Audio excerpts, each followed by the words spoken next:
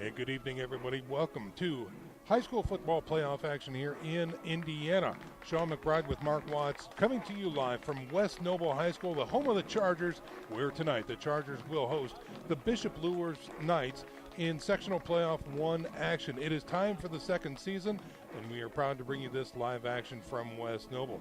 Before we begin tonight's contest, let's send it back to the station for an opening prayer.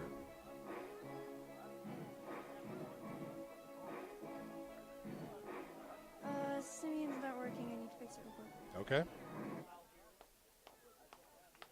Okay. Good evening, ladies and gentlemen. Welcome to Charger Field for tonight's 3A sectional matchup between the Knights of Bishop Luers and West Noble Chargers. I'm going to have to send it back to you guys. Okay, no problem.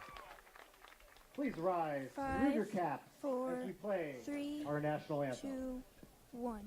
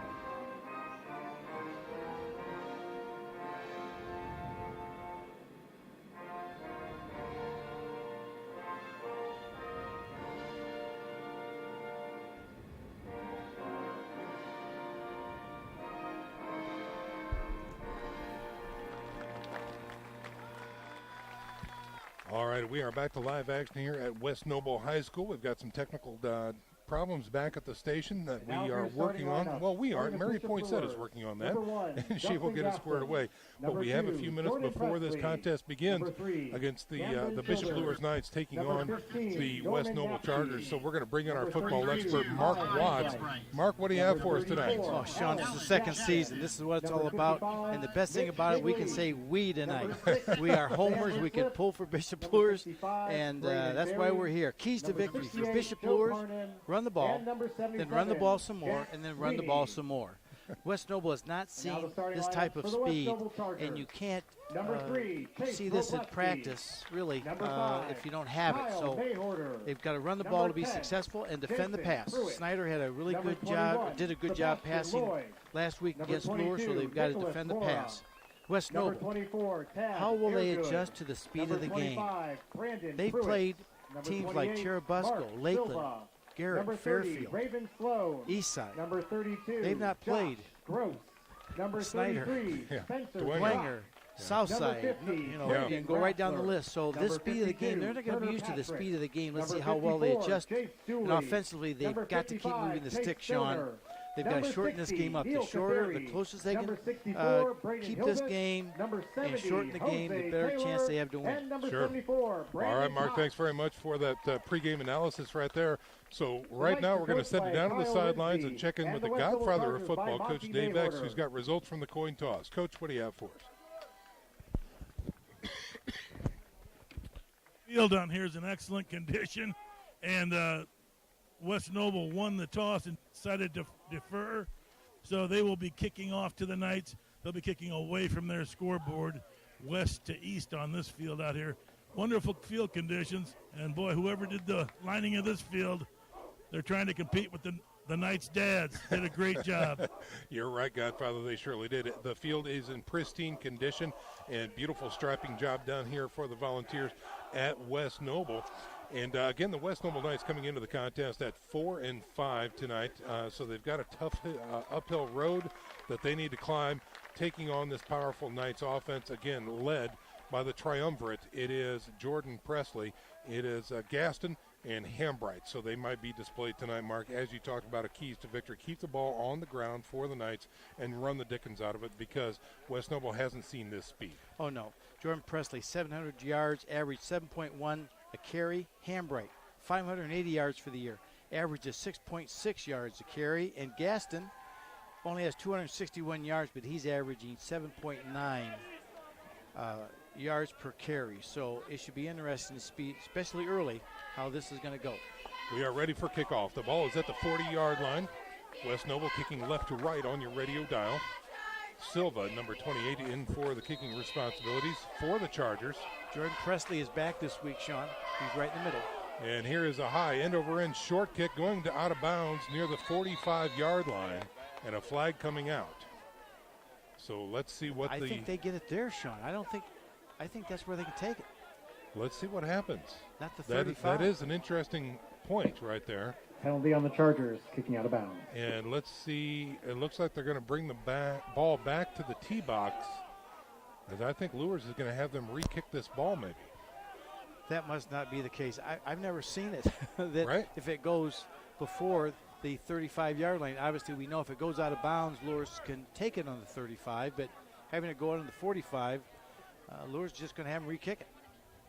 So that is what's going to happen. They're going to put it at the 35-yard line, and Silva will be back to kick this one again from the 35. It's the start of the game and start of the second season. This is sectional round 1 playoff action here featuring the Bishop Luers Knights, hosted by the West Noble Chargers. Just a note, ladies and gentlemen, if you're trying to get us via tune-in radio, not this week. We had some technical changes back at the station, so your app of choice is the Redeemer Radio app. You can download that at the Google Store or the Apple or the Android Store, or just go to redeemerradio.com and click on Listen Live. Here is a long, booming kick, driving Presley back to the 10-yard line. Brings it up to the 20, looking for a block. Gets it at the 25, to the 30, the 35. Still on his feet at the 40, and finally taken down near the 44-yard line. It's right where it would have been if they got it on the out of bounds. That's so right. No harm, no foul. And here come the Bishop Luers Knights on offense. They've got a powerful opportunity tonight, led by Norman Kanapke, number 15. He is a junior, checking in at 6 foot 185. And again, in the backfield tonight, we're going to look for Presley. We are going to look for Gaston and Ty Hambright as well. Remember, back there also Cam Childers, Zach Wood, Reese Zay, and lots of playmakers available for the Bishop Luers Knights. Hambright with a late check in here. They're going to line up in twins to the right, shotgun formation. Here's a snap, fake, screen, right side. Airs it out to Gaston. Has to go up for it. He's got it. He's off to the races. The 45, the 40, the 35. He is alone and finally knocked out of bounds deep into the Charger territory near the 30-yard line. Gaston, it was just a quick out on the flat there. It's just a hitch pattern. He took it and showed his speed right there, Sean. Just what we talked about at the beginning of the game, the speed of the game. So we are going to chalk that up, I believe, a 31-yard catch and run that time by Gaston from Kanapke. And they are set up right at the 30-yard line of West Noble. Another 1st and 10 here for the Knights. Kanapke in the shotgun has one man back off to the right. Here's a snap, looks to throw on 1st down again. Throws to the left side. Going down to get it is Ty Hambright, and that will be a 5-yard catch. So interestingly, Mark, they come out throwing here to start the game. Well, and that's why I'm here in the booth, and they don't ask me what they need to be doing. So 2 throws, 2 catches.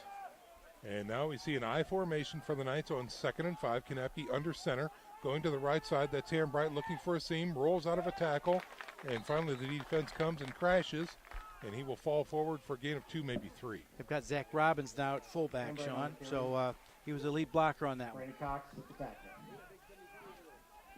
We'll call that a gain of 3. Everything's working now. Bring up a 3rd and 2 now for the Knights. Ball resting at the 28-yard line, or check that, 22-yard line of the West Noble Chargers. Kanapke's in the shotgun. Here's Gaston with a jet sweep. No, fake it to him, go to Presley, Hambright on the right side, and he will have more than enough for a 1st down to about the 15-yard line. Just a straight off tackle play that Hambright just hit the hole really quickly. And the speed right there, did you see him make that cut? I mean, this is what makes him so dangerous, Sean. So another first down for Bishop Luers. Inside the red zone now. From the 14-yard line, here's a snap. Give to Hambright through the middle, breaking it to the left side. He's got some room. He's at the 5. In for a score is Tyrion Hambright, number 32 for the Bishop Luers Knights. That was pretty easy. Yeah. 14-yard run that time by Hambright. And, yeah, Mark, they surely did make it look easy. Well, let's face it. Last week they played one of the best teams in the state of any size. Right. 6A Snyder. So they're coming out here, and after their first 2 or 3 hits, they're saying, whoa, this is a little bit different than last week. Peyton Howe in for the PAT. Here's a snap, the hold. It is good. The kick is up, and it is good. 7-0. Here is your score with 10:15 remaining here in the first quarter. Knights on top of the Chargers. Stick around, folks. We're back in 30 seconds. You're listening to IHSAA playoff football action right here on Redeemer Radio, 106.3 FM. You're clear. All right, Mary, were we able to get the prayer on or not?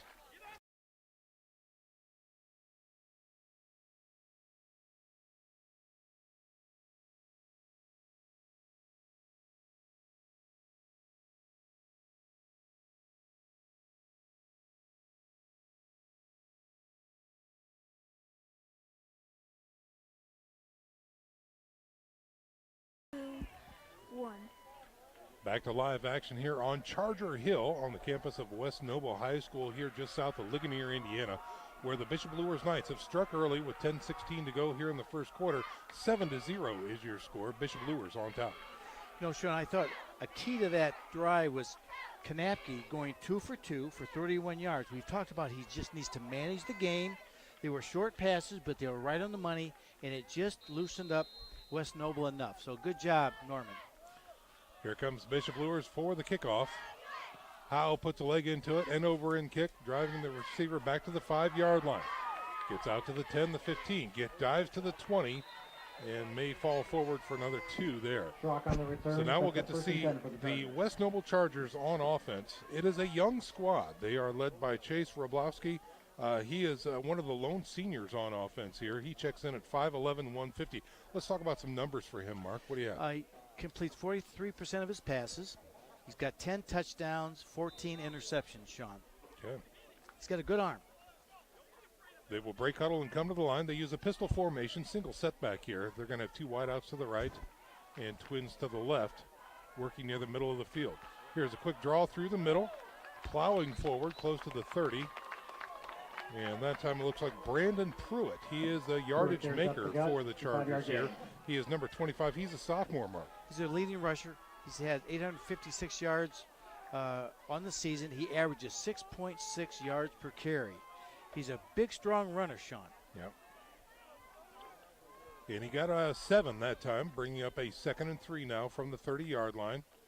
Here's a hard count from the shotgun. Does not pull him off. Here's a quick give again to Pruitt, trying to muscle his way through the middle of the line. He's going to fall forward. It will be close to a West Noble first down, and it is. So a nice hard-nosed run that time by the West Noble Chargers. Moves the chains. Under 10 minutes to go here in the first quarter now. In case you're just joining us, it is Bishop Luers on top 7-0, taking in a short field touchdown off of a 14-yard run by Ty Hambright. Bishop Luers in their 3-5 defense. From the shotgun on 1st and 10, here is a quick give around the left side. Again, give to Brandon Pruitt, number 25, the feature back for the Chargers. He will get out to the 38-yard line. Tackled by Cam Harris, excuse me, Sean. Just wanted to make sure you get that in there. Linebacker pursued well down the line. We'll call that a gain of 4, bringing up a 2nd and 6 now for the Chargers. Chargers wearing red, white, and blue tonight. And they held a flag coming out. That's pretty cool. Yes. The first player came out in the field with a flag. On 2nd and 4, here's again a give to the tailback, running through the middle on a counter. And he will not have enough for a first down, but does advance it north of the 40 to the 41-yard line. That was just a little trap play. Pulled the left guard, went over the right tackle. And big down here for West Noble. They need to keep the chains going right now and keep this clock moving. So let's see what happens. Call this a 3rd and short 4 coming up here for West Noble. As Taylor checks in, number 20. From the shotgun, here's again a give to Pruitt in the middle. He is hit and driven back. I don't think he's going to have it. He got back to the line of scrimmage, and he was hit by that brick wall. Coming up late, Dom Easley. And they will mark him short by a couple yards, so no gain on the play, bringing up 4th and 2. Brings up 4th down. And it looks like the punt team is coming on for the Chargers. And Big Jack Sweeney was also on that tackle. Yes, he was. Sebastian Lloyd, number 21, he is a senior kicker in to punt this ball away. 2 men back deep, that's Gaston and Presley for the Knights, standing near their own 27-yard line. Here's a fake through the middle, and they've got it. They did it. They pulled it off, and a first down coming up for West Noble. That's just good football. That's gutsy right there. I Well, like it. They're the underdogs here. Like you said, Sean, they have nothing to lose tonight. This Sure. is and Godfather said this in tailgate talk. This is their biggest game of the year because if they can knock off state champions Bishop Luers, it's huge. So That's good right. call there. 1st and 10. Shy of the midfield stripe, back at the 47-yard line. Here comes a blitz by Luers. Looking to throw, going left, man coverage, and incomplete, no flag on the play. And so they're going to burn it down there. Incomplete That pass. was Josh Gross, number Spencer Cross. 32, on the intended receiver action. And Jack Jordan on the coverage. Good coverage there, man to man. Yeah, my apologies. Spencer Schock, number 33, actually the intended receiver, not 32. So that stops the clock at 6:36 to go here in the first quarter. 7-0 is your score. Bishop Luers on top of West Noble. West Noble facing a 2nd and 10. Here's a snap, pitch right side. Pruitt's got a lane, gets across the midfield stripe down to about the 45 of Bishop Luers. Just a Pruitt on the sweep to the outside right, carry. and they're getting the edge right now on short. Bishop Luers' defense. Hey, guys. Let's check in with Dave X. It appears that Mark's absolutely right. They're catching instead of coming up and hitting. The Knights are catching, and West Noble's getting extra yards every carry. They need to do something here. Bend but don't break. 3rd and 2 coming up after that 8-yard carry. Here's a snap, and it's a shovel pass through the middle. He's swallowed and stopped after a gain of 1. And again, a 4th down coming up for West Noble. His Geely just With the double pass. showed his senior poise and 4th and coyness right 1. there because he sniffed that one out right now. Ball resting just north of the 44-yard line. It will bring up a 4th and long yard for the Chargers. And the offense remains on the field. Quarterback under center with the pro set. Here it is, a quarterback keeper right through the middle. Gets a push by the tailback. And he may have enough for a first down. It's going to depend upon the spot. Sean, I've got to tell you, I hate that new Keeper. rule. First Before, down you Chargers. could not get in the back of the receiver or the running back and push push, him right. forward. And boy, you see, especially in the pros right now, these two, they'll just get behind him and push that quarterback or the running back forward, and that's just what happened there. He was stuffed, and then the fullbacks just pushed him to the first down. And that will be a 1st and 10 coming up for West Noble at the 42-yard line. 5.5 to go here in the first quarter. Here's a jet sweep left. Hit in the backfield, looking for a lane. Getting north of the line of scrimmage, and not much more there, is number 32. That's Gross on the carry. Number 32, Showed a lot of Josh poise Gross out there in the sweep open left field, for Mark, short evading gain. that tackle Second and down. getting some positive yards. Again, they're working on getting the edge. That means round end of Bishop Luers. And that time the outside linebacker that had contained, he got caught inside that time. So they're really attacking outside on Bishop Luers. Gain of 2 brings up a 2nd and 8 for West Noble. Shotgun with a single setback, now man in motion. Fake to him, go to the tailback, left side. He slips down and falls. And he would not have gotten much, as number 21 was right there on the stop for Bishop Luers. Harris. Yep, No Kamari gain. Harris. Up 3rd and 8 for West Noble. And that is a loss of 2, brings up a 3rd and 10 now for West Noble. Still, if you're West Noble right now, Sean, there's 4:29 left to go in the first quarter. You move in the sticks. You went on 4th down on the punt, fake punt. made it on 4th down here. They are doing exactly what they want to do right now with this clock in this game. On 3rd and 10, they break huddle and come to the line with twins right and left and a single setback. He looks to throw. Now it's a draw through the middle, looking for some room, breaking 2 tackles, and going north is Pruitt on the carry. Will he have it is the question. He is inside the 25 to the 24. And I believe he's going to be a yard shy. The run brings up And yes, he is a yard shy. So the 3rd, 4th down on this series. First one they faked the punt and got it. Second one it was 4th and 1. They ran a quarterback sneak, and the fullback kind of pushed him for his first down. Sebastian Loy checks in for the Chargers. Let's see if they walk their linebackers up here, Luers. And they're going to go for it from the shotgun this time. On 4th and 1, here's a snap, give to the tailback. Pruitt drives forward, gets the first down, still on his feet, and they're going to drop him near the 21-yard line. Hey, guys. Let's check in with the Godfather. Yeah, this is what I'm seeing down here is just a soft defense. The Knights have got to get a little bit tough, little hard-nosed. They need to start attacking on defense. We always talk about attack. And, hey, that's just not happening here tonight. The Knights need to turn this over because, as you said, West Noble's chewing this clock up and doing what they want to do. That's great. That's a fit. You're exactly right, Godfather. That couldn't have been said better. And so another fresh set of downs here for the Chargers. On 1st and 10, here's a snap. They float to the right side. Here's a pitch. Get to Pruitt. He's knocking through that defense again and gets down inside the 30 to the 23-yard line. Now they got the edge again. Right.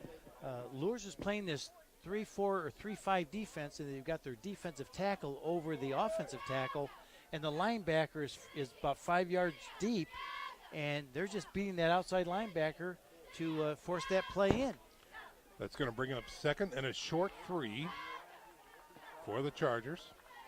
Again, that shotgun formation, man in motion. Here's a quarterback keeper this time, and he tries his way through the middle and meets 2 defenders. One of them, I believe, Alan Jackson. Yeah, that's right. Dom Heasley was the other one. Those linebackers weren't fooled by that that fake. Maybe a small gain on the play, bringing up a 3rd and 2 now for West Noble. 7-0 is your score. Under 2 minutes to go now in the first quarter, as this drive for West Noble has eaten up a significant amount of that clock. And 16-play drive for West Noble. Thank you, Joe Wharton. Yeah. Going to make me look good tonight. He's our stats person tonight. 3rd and 2 from the shotgun. Blitz comes. Here's a quick screen to the right side. He's got the catch. He's hit immediately and dropped by Presley near the 20-yard line. Hey, guys. Godfather, what do you have? Oh, you're so right. Presley came right up and him. But 4th and short. Presley was out last week with that Timeout for a minute. that above waist injury, and I think he might have nicked it up again. He's down on the ground. Yeah, there is a night down on the field being attended to right now by a trainer, so we're going to go ahead and step out for a little break here ourselves. We're back in 30 seconds. You're listening to Playoff Football right here on Redeemer Radio, 106.3 FM. Ryan looking to center into the slot to Esther, but broken up by Scott. He shoots, hit, scores! Now the sticks are up. And now this is bad news. Everyone going at it down here in the corner. Fort Wayne High. McClung with the deke. 6 teams. Bone cutter to Ryan Freeby with the shot from the point. He scores! Live stream games new this season. Follow us on Facebook, Twitter, YouTube, and SummitCitySports.com. Tonight's broadcast is brought to you by Ave Maria University. Parents, are you searching for a safe, affordable, authentic Catholic university? Look no further than Ave Maria University. Ave Maria offers 33 majors, 16 varsity sports, and is located in sunny Southwest Florida. With available Allen County scholarships, your child could attend this fast-growing Catholic university for the same cost of an in-state college. Check out Ave Maria University today at avemaria.edu. Mark Watts, what do you have? Well, again, that was just short, I believe. No, first down. Okay, they moved the chain. 17-play drive by West Noble. We talked about it. Key to victory for them, and they need to keep the sticks moving, and that's exactly what they're doing right now. They are escorting Presley off the field. He's able to make it off the field under his own power. And so a fresh set of downs after that run. The ball resting right at the Bishop Luers 20-yard line. Again, your score 7-0 with a minute and a half to go here in the first quarter. Bishop Luers on top. All right, let's go, guys. We've got to make a stop here on first down. Wroblewski, the senior quarterback in the shotgun formation, has an offset back to the right. Here's a snap. Again, give to Pruitt to the left side, and he's going to get around the edge a little bit and fall forward for a gain of 3. That's the trap play that Luers has been susceptible to. He just pulled the right guard, and the defensive end came in, so he just broke it outside, and good first down play. So Pruitt on the tackle that takes it inside the red zone for Bishop Luers. Call that a gain of 4, bringing up a 2nd and 6 with under a minute to go here in the first quarter. They break huddle and come to the line. Pruitt in the backfield with the quarterback in the shotgun. Again, pitch to Pruitt, right side looking for a lane. Has a lane inside the 10, on his feet, and takes it down to about the 5-yard line. Same play. It was just a toss sweep to the right, and again, they're getting the edge. And I'm telling you, this Pruitt, he sees the lane and he cuts inside. Pruitt right now, 13 carries for 62 yards on this drive. Thank you, Joe. 30 seconds to go in the quarter, and 1st and goal for West Noble. As the Chargers come to the line from the shotgun, give to Pruitt through the middle. He's in. Touchdown. Just that easy. 5-yard run that time by Pruitt. Caps a very impressive drive, Mark. Very impressive drive. Pruitt on that drive, 14 carries, 67 yards. He's better than he looked on film. I'm telling you, he looked pretty big, but he cuts real well. The PAT coming for West Noble here. That is Silva. All 3 are good. The snap, the hold, the kick, and we are tied with 17 seconds to go here in the first quarter. West Noble 7, Bishop Luers 7. Stick around, folks. We're back in 30 seconds. You're listening to playoff football action right here on Redeemer Radio, 106.3 FM. There's Ryan looking to center into the slot to Esther, but broken up by Scott. He shoots, hits guard! Now the sticks are up. And now this is bad news. Everyone going at it down here in the corner. Fort Wayne The Hockey. Plung with the deke. 6 teams. Bone cutter to Ryan Freeby with the shot from the point. He scores! Live stream games new this season. Follow us on Facebook, Twitter, YouTube, and SummitCitySports.com. Action here at West Noble High School, where the score is tied here, wrapping up the first quarter. Let's check in with Nick Gray. Well, everybody, we've got a few updates going on around the league. Elkhart Memorial is beating Northside right now 7-0. New Haven's up on Leo 7-0. And Garrett is leading Concordia 6-0 there. And then Woodland is beating Prairie Heights 6-0. So that's where we're at. We'll keep you updated throughout the evening, folks. Back up to you guys. Here's the West Noble Crimson Chargers. West Noble kickoff. And it's a short kick, and taken and hopping out of bounds is Ty Hambright near the 30-yard line. On the return. So an effective kick Out of that bounds time, at the offering 30. no return to the Knights. First down, And Bishop they will Luers. take over. 1st and 10 and 70 yards to go.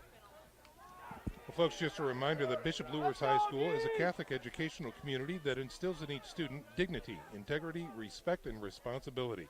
Catch the Luers spirit at www.bishopluers.org. So the Knights are on the field. They made it look very easy last time, didn't take up a whole lot of time on the drive, airing it out there in the first quarter. And now there's 15 seconds to go here in that quarter as Norman Kanapke and company come back out on the field with an I formation. Kanapke under center on 1st and 10. Give to the tailback, bouncing it outside. Now trying to find a lane is Ty Hambright. And a good penetrating defense are going to limit that gain of 1, maybe 2. Sean, just for the record, that Hambright with drive Gary, pick up by a West 3. Noble, the first drive, 20 play drives, 78 yards. Wow, Yeah. they couldn't In the have first quarter, Chargers 7. scripted it any better. And that's going to do it for your first quarter, ladies and gentlemen. We are all knotted up at 7 here at West Noble High School, where the Chargers are tied with Bishop Luers. We're going to be back in 1 minute. You're listening to playoff football action here on Redeemer Radio, 106.3 FM. Friday Night Lights. Fort Wayne football from the comfort of your own home, or when you're on the go. the same night the pigskin touches the end zone or is stopped dead in its tracks. 10 teams, 5 games, 1 website. SummitCitySports.com. Live streamed high school games, score updates, and news hub for all Fort Wayne athletics. Find us on Facebook, Twitter, YouTube, and SummitCitySports.com. How do you design one of the most advanced ERs in the country? At Parkview, we did it by focusing all our attention on you, the patient, by involving doctors and nurses in the design process, by creating quieter, more private spaces, and by leading the region in heart, stroke, and trauma care. This is not your typical emergency room. It's Parkview. In an emergency, isn't this where you'd rather be? Parkview, your partner in health.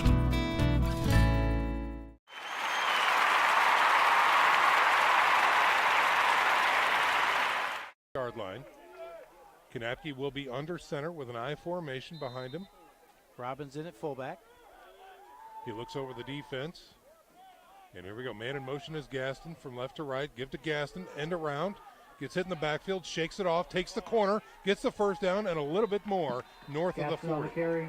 Showing up everybody on that field. Gaston looks the fastest. on his one play that he caught for 31 yards, I believe. Hitch and that play round end, just the wide receiver going in motion, taking it. He looks really, really good tonight. So they place the ball at the 43-yard line of Bishop Luers with a fresh set of downs. Same formation now, wide out left and right, and an I formation. Kanapke under center. Here's a snap. It's going to be the counter trade through the middle. Bouncing it out to the outside is Hambright. Hit in the backfield and stuffed. Big tackle for a loss that time by West Noble. And that tackle, just for the heck of it, is by Brandon Pruitt. He goes both ways. Yeah. The running back that just had a big drive. All right, so they're going to mark this back at the 41-yard line. That was the counter tray, but Hambright didn't trust his blockers. Right. He needed to go inside, and when he bounced it, West Noble was right there. Brings up a 2nd and 12 now for the Knights. I formation, Kanapke, play action, rolling left, throws to the flats. It is not, did he catch it is the question. Zach Robbins, I think, caught it from the backfield. Yes, it is a connection. That was a heck of a catch. That was low and outside. He went down and got it. So good catch. If he'd have hit him in stride, they probably would have gotten the first down.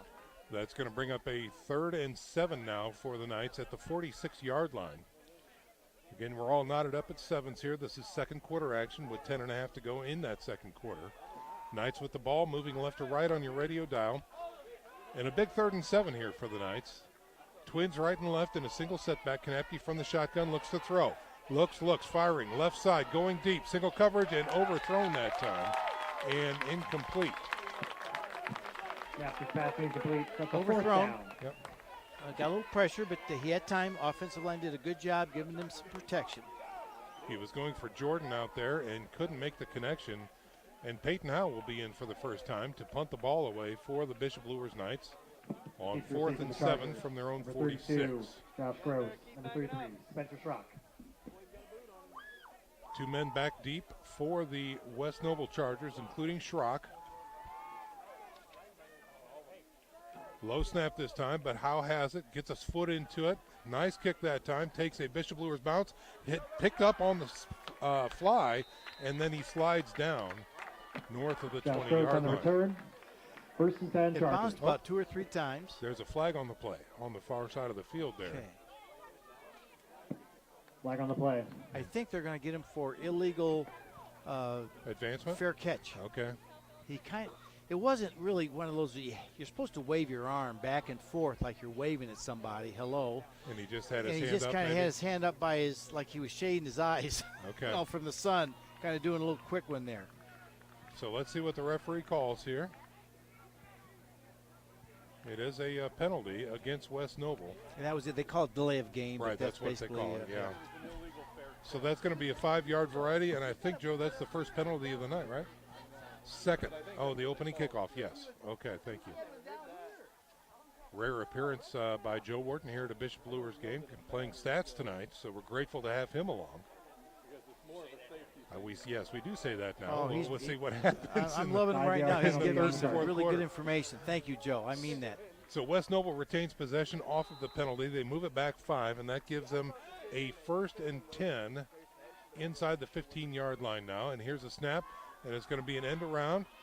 Give to Pruitt again, and he's going to race forward north of the 15-yard line to about the 17. On the carry for this a short is really gain. a big Second down series for our defense because we've got field position right now.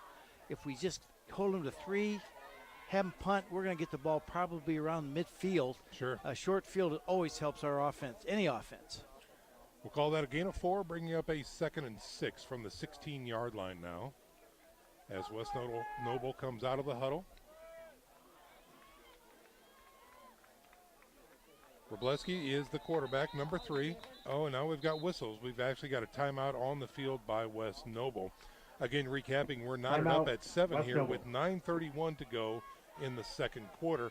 And again, just a reminder, folks, if you're trying to reach us via TuneIn Radio, apologies. We've got some technical difficulties as we have switched some ISP and DNS around. So, again, TuneIn Radio not available tonight. But again, RedeemerRadio.com is always there for you. You can click on that Listen Live button. And again, if you have not downloaded the Redeemer Radio app, now might be a great time to do it. Just go to your Apple store or your Android store and download that free app from Redeemer Radio. So a timeout on the field. What are we talking about in the offensive huddle here, Mark? Well, on behalf of the they're Indianapolis saying, Colts, okay, look, good luck to all teams we're in the getting quest for the really good IHSAA push on State first down. Championship. The Indianapolis So Colts are proud to they be might be asking, presenting okay, is sponsor of the the soft tackle IHSAA going to the football right or state left? Should we tournament. stay outside? Just get some feel for the offensive lineman. But this is this is a very important series for West Noble. You've got to take a time out there. You cannot afford any mistakes down here. Again, they're facing a 2nd and long 6 now as the timeout is over and they come back from the sidelines. Wroblewski is going to be in the shotgun with that single setback. Again, that pistol formation. 2 wideouts to the left side. Here's a snap, and they give through the middle to Pruitt. He's going to fall forward through the line. He's going to be shy of the first down, and it's going to be 3rd and test coming up for the Chargers. All right, about 3rd and 3, 3.5. Threw it up the middle for short gain, brings up 3rd and 4, Chargers. Okay, so let's see what they do here. As another playmaker brings the play in for West Noble, that's number 24, Airgood. He is one of their leading receivers, so that kind of tips the hand that they might be looking to go into the air on this 3rd and long 3, 3rd and 4 coming up for the Chargers. All right, don't jump off sides here. From the shotgun. And he looks to throw, pumps once. Now he goes across field, looking, throws it out to the flats, and it is caught. And he's got yardage and more, close to the 40-yard line. What a tremendous play that time. The receiver, Schrock, number 33, beat the defender, and a beautiful throw delivered by the quarterback. You could tell these guys have played together because the quarterback's scrambling. He's going to his left, and he points Schrock to go deep. Yes. And Schrock just took off toward the sidelines, and he put it right there. Yeah. So that's just good communication between the wide receiver and the quarterback. So Wroblewski connects with Schrock on the first down. Say that 3 times fast. Yeah, right on the 40-yard line. Again, a give to Pruitt through the middle. He's got room, and he's close to a first down. There's the trap play that working Close again. to a first down. Let's check in with Dave X. No, I mean, the Knights defense has got to stiffen up. Now they're starting to get closer to that 4-down territory. Down there, that was an important 3rd down, and they got it with that pass, but had they not, they would have been forced to punt. Now they're back in an area where I think they might go on 4 downs. The Knights have just got to toughen up. That's it. They cannot be catchers. So, again, this 2nd down, there's a timeout on the field. I believe they want to bring the chains out and measure here on this critical 2nd down coming up. Just close enough, and I know that the coaching staff can request a measurement if it is this close. And let's see what they have here as they bring the chains out and stretch from the 40. Sean, I think this is a good time to bring up how important it is for these referee crews.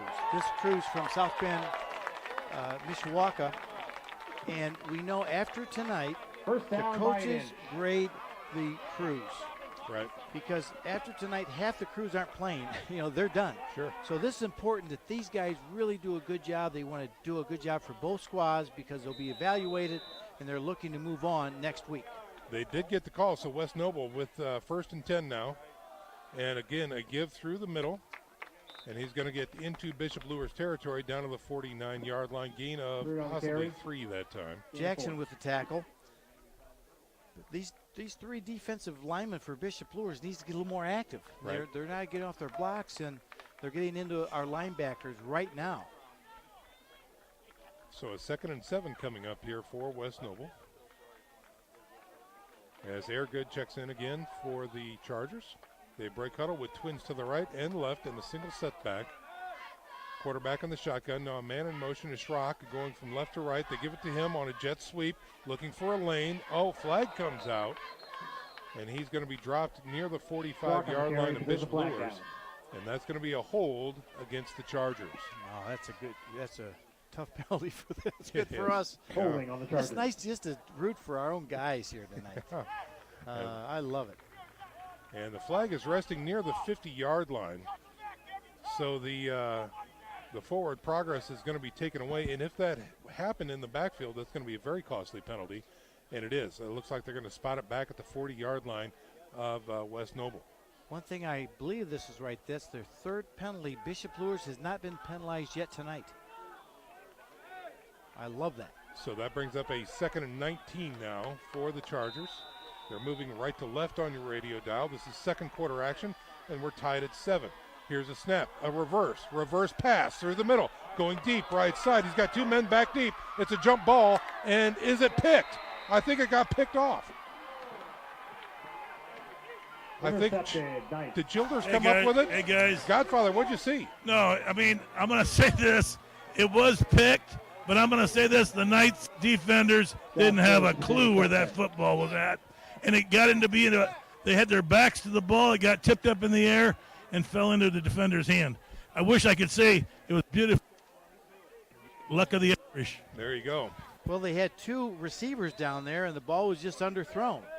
And it had a lot of air up in there, and that allowed the defenders to get back to the ball. They were beat. Godfather was right. They were beat by 5 yards. Yeah. And one of the Luers defenders went back and tipped it, and the other one did pick it off. Yeah, I think Childers came up with it. But that was 6 if that was thrown properly. Right. So Bishop Luers back on offense at the 26-yard line. Here's a quick give through the middle. And he's going to take it to the 30-yard line. Trying to get a number here. I believe that's Ty Hambright on the carry. And it is. They're going to mark him down at the 30-yard line after a gain of 4. We have 6 minutes and 45 seconds remaining here in the first half. Knotted up at 7s. Bishop Luers off of the turnover now. Facing a 2nd and 6 coming up at their own 30-yard line. But they lost field position, Sean. West Noble was at their own 5-yard line. Luers has it now at their 30. From the shotgun, here's Kanapke looking to throw. Checks off. Blitz is coming. They've got him. He gets wrapped up, and he goes down. He is dropped back at the 16-yard line. They were trying to do a screen pass over here to the right to Hambright, and they were ready for it. West Noble was. Linebacker was right in the passing lane, so Kanapke was looking, and then he just got tackled by 2 defenders. So they are going to mark him back at the 16-yard line, and that is going to bring up a 3rd and very long. This will be about 3rd and 18 coming up. Big sack that time for the Chargers. 3rd and 18 now for the Knights. West Noble. We've got a hard count, and they do not pull him off sides. He's looking to throw. Kanapke airs it out deep, and he's got a man in stride, and just overthrown that time. And incomplete. Getting a step that time was number 84. And, Cameron just could not make that catch for the Bishop Luers Knights. Sean, what I couldn't believe, on 3rd and 18, there was no West Noble defender more than 7 yards deep. They did not have a free safety. They were all up close. Boy, you would think that that's why that was wide open, because they didn't have anybody at all lined up 10 yards deep. Here is Peyton Howe's kick. It's a wobbly ball, not necessarily good. Taken at the 35. He's got a return on his hands back to the 30, and again back to the 22-yard line for West Noble. Schrock on the return that time. That was a smart play by Schrock. It went off Howell's right foot. It was one of the, he just hit it off the side of his foot. It was going about 20 yards. And one of the blockers, who was a receiver, caught it and took it up. So that was about a 5 net yard punt that time for Bishop Luers, as the ball is now resting at the 21-yard line. Just outside the red zone are the West Noble Chargers back on offense. Quarterback in the shotgun. Trips package to the right side. Single back offset right. Here's a quick give to Pruitt through the middle. He gets a push inside the red zone. It's going to be dropped near the 18-yard line. Again, the same trap play that we've seen. They're just pulling the backside guard, leading up the hole if the tackle's not there. And West Noble, they probably averaged, I would say, 3 to 4 yards on first down. Yeah. Oh, we've talked about 2nd and 6 right. a lot tonight. I know. Yeah. That surprised me.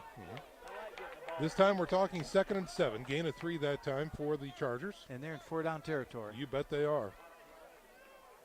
From the 18, here's a snap. Give to Pruitt again through the middle. He is hit hard and driven, but not before he gets a few yards to the 15. That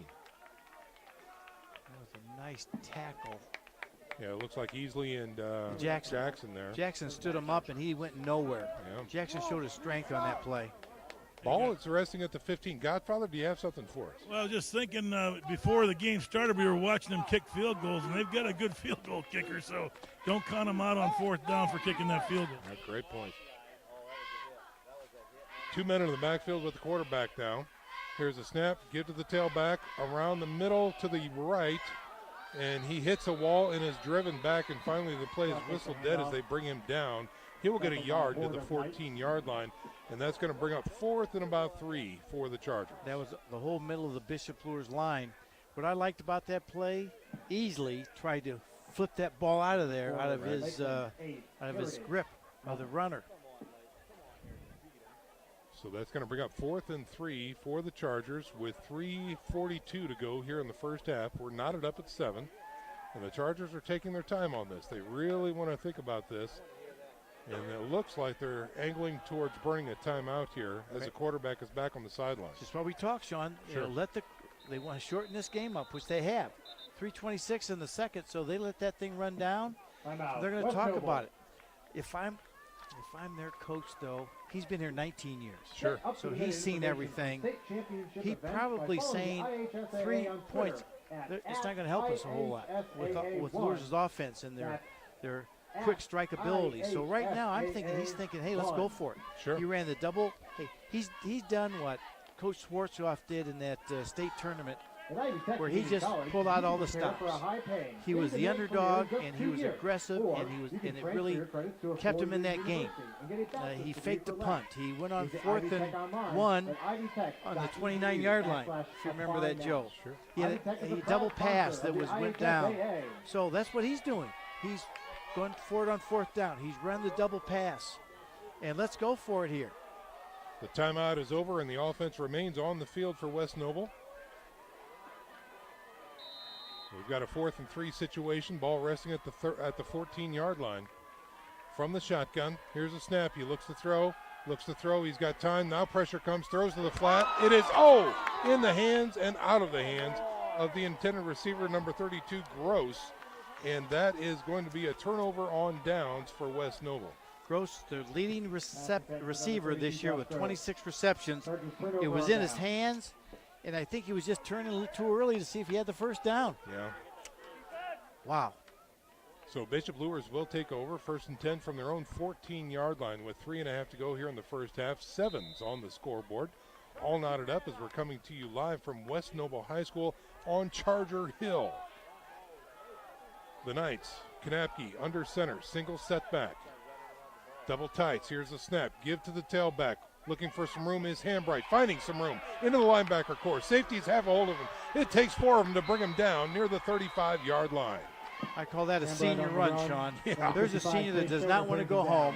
Ty Hambright, he just hit the hole, and he probably broke 4 or 5 tackles on that play. Yeah. So they mark it at the 36-yard line, 1st and 10 for the Bishop Luers Knights. 3:12 remaining in the first half. 20-yard jaunt by Hambright that time. Same formation, single setback, double tights, and a wide out left and right. Kanapke under center. Here's a snap. Looks to throw. Throws it to the flats. He's got his man. That's Jackson. He's got the first down and taken down near the 47-yard line. Good throw by Norman. It was just a little flare out to the left flat. Hit him in stride. Let Jackson, because he hit him in stride, he let Jackson turn up the field and get probably an extra 10 yards. Good throw. They will mark it right at the 48-yard line, and another first down for Bishop Luers. And Luers is now going in their 2-minute offense. I like this. Let's speed up this game a little bit. 2 to the right, give to the tailback. Hambright dancing through that line, looking for some room and getting into West Noble territory. He's going to be stuffed at the 48. Right up the middle for a short Just showed his talent that time. He's going left tackle, jump cut to the center, and made about 3 more yards that play. Wow. Gain of 4 brings up a 2nd and 6 now for the Knights as the clock continuing to run. 2.5 to go now in the first half. Ty Hambright right now saying, come on, coach, just give me the rock. Give me the rock. I'm going to get you back to Fort Wayne. Just give it to me. Gaston slot to the right side. Single setback is Hambright. Under center is Kanapke. Here's a snap. Fake, give to Gaston, end around left side. He is gone. He is down to the sidelines on the left side. They won't be able to touch him. Gaston turns on the Jets and scores. A 48-yard run by Justin Gaston for a touchdown. There you go. Said it earlier. He's looked the fastest of anybody tonight. Yes, he has. And he showed it there again. Pulled the backside guard, made a nice block out there, and I don't think anybody touched him. No, they didn't. Yeah, 1 minute and 36 seconds. And Gaston with a 48-yard touchdown run puts the Knights back on top. I believe Joe Parnan pulled on that play to get that block. Peyton Howe in for the point after, and it is good. 14-7 is your score here with 1:36 to go in the first half. We're stepping out for a 30-second break, and you're listening to Redeemer Radio 106.3 FM. How do you design one of the most advanced DRs in the country? At Parkview, we did it by focusing all our attention on you, the patient, by involving doctors and nurses in the design process, by creating quieter, more private spaces, and by leading the region in heart, stroke, and trauma care. This is not your typical emergency room. It's Parkview. In an emergency, isn't this where you'd rather be? Parkview, your partner in health.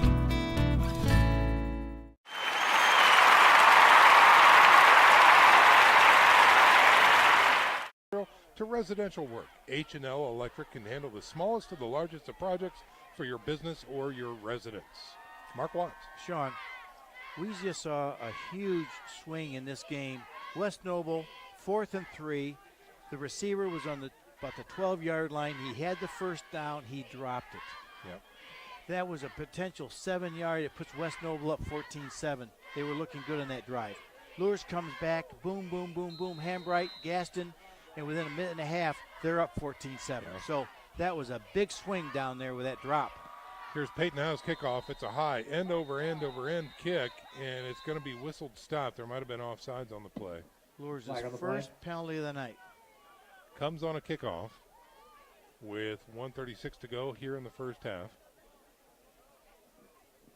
Offsides on the night. Folks, we're really paying attention tonight to that Leo-New Haven game, as that will probably determine the broadcast that we do next week against the Bishop Dwenger Saints, and that is an if they take the Southside Archers tonight in first round play.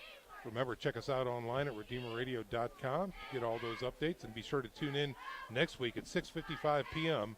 for our sectional game of the week. Do we have an update on that New Haven score? We may, if maybe after this kickoff, we can check in with Nick Gray, who might have that for. I'm sure he does. All right, he's really good at that. Come on, stuff. Nick. Let's get it. I'm right here. We need to know. Peyton Howe moves the ball back to the 30 and awaits the whistle. And the ball should be at the 35, not the 30. So we're going to check in right now with Nick Gray as they get this right. Nick, what do you have for us? Well, guys, right now New Haven is up on Leo, 13-0, almost halftime there. Surprising, Elkhart Memorial's leading Northside 14-0. Go Chargers. And Dwenger's leading Southside 14-7. All right. Up to you. We'll check in with Nick throughout our halftime show coming up here in moments as well to give you some further updates from around the area. But now it's back to live action as the ball is resting at the 35-yard line. Peyton Howe, number 8, team captain, comes in to boot this one away. Another nice end-over-end kick. And it's going to be taken on the fly near the 10-yard line, getting some nice north to south. Oh, the ball's out, and it's taken by the Knights, and he's running to the house, and it is a touchdown, or are they going to whistle it dead? What is the call? It is a touchdown, 30-yard run back by number 21 for the Bishop Luers Knights. What a huge turn of events that is by Cam Harris. Oh, the thing is, that receiver for West Noble had a full head steep. Yes. He caught that ball, Spencer Schrock, and he was just full speed, and he got hit, and just the ball must have popped up right in the air, right to the Luers player, and he took it in. Surely did. Godfather is down on the sidelines and was tracking that play. Godfather, did you feel that intensity down there? Well, it sure is a change we were looking for. I know the momentum was starting to go towards West Noble there until the Knights had that big score there, then the scoop and score. I mean, that's exciting football, but the Knights need to do that 4 quarters. The thing about West Noble, a lot of their guys go both ways. Yeah. They might be starting to gas a little bit. Let's see what happens. Now there is a discussion by the officials near the 20-yard line as the PAT team does not line up for Bishop Luers. They really want to get this call right, and they might be erasing the touchdown. Boy, that just it happened so quickly. He was never down, so I don't know what they're talking about. Now they are going to reverse this call. They're reversing the call and giving West Noble the ball back at the 29-yard line. Wow. A huge turn of events for the Bishop Luers Knights here, getting ready to close out the first half of play. So the score remains 14-7. Bishop Luers on top of West Noble. Godfather, could you talk to the referee and see what that was all about? I'll talk to him and see if I can get him to change the call. Oh, no. All right, Joe Wharton just saw it looking down there. They think it was an inadvertent whistle. Oh, yeah. Okay. It's Luers' ball, but it was an inadvertent whistle which stopped the play. Okay, so, yeah, if you the inadvertent whistle, if players are stopped playing, you can't advance. Yeah, that too. Yeah, that too. Yeah, thanks, partner. Yeah, like I should get on you about saying things wrong. All right, so let's get this call right, ladies and gentlemen. They take away the touchdown, but they do give the ball back to Bishop Luers. So your score is 14-7 with 1:18 to go here in the first half. Bishop Luers has the ball at the West Noble 29. We're moving left to right on your radio dial. Norman Kanapke and company are back on the field on offense. Okay, let's see if we can take advantage of this right now. Hambright, the lone tailback. Kanapke is under center with a wide out left and right and double tights. Here's a snap. Kanapke looks to throw. Throwing left, single man coverage. Going to the end zone. It is caught. Oh, just missed by Gaston out there in the corner. Wow, that was close. Godfather, did you see that? Was that in his hands or not? That was payback from West Noble dropping theirs. That was right in his hands. In stride. Okay. Wow. That's a tough one right there. That was one of the best. That's one of the best balls that we've seen Kanapke throw in a while. That was a good-looking ball. Yeah, I agree. All right, so they burn the down, bringing up 2nd and 10 from the 29-yard line now for Bishop Luers. Kanapke 4 for 7 for 48 yards. Okay. He started out 2 for 2, I believe. Yep. All right, let's see what they do here as they run up to the line. Kanapke under center now. And now, whoa. We've got a timeout on the field. Yep, there were only two seconds on the play clock, so Coach Lindsay saw that and called timeout. All right, that's going to give us an opportunity to catch up on a few things. So stick around, folks. We're back after this 30-second break from Bishop Luers. Friday Night Lights. Fort Wayne football from the comfort of your own home. Or when you're on the go, the same night the pigskin touches the end zone or is stopped dead in its tracks. 10 teams, 5 games, 1 website. SummitCitySports.com. Live streamed high school games, score updates, and news hub for all Fort Wayne athletics. Find us on Facebook, Twitter, YouTube, and SummitCitySports.com.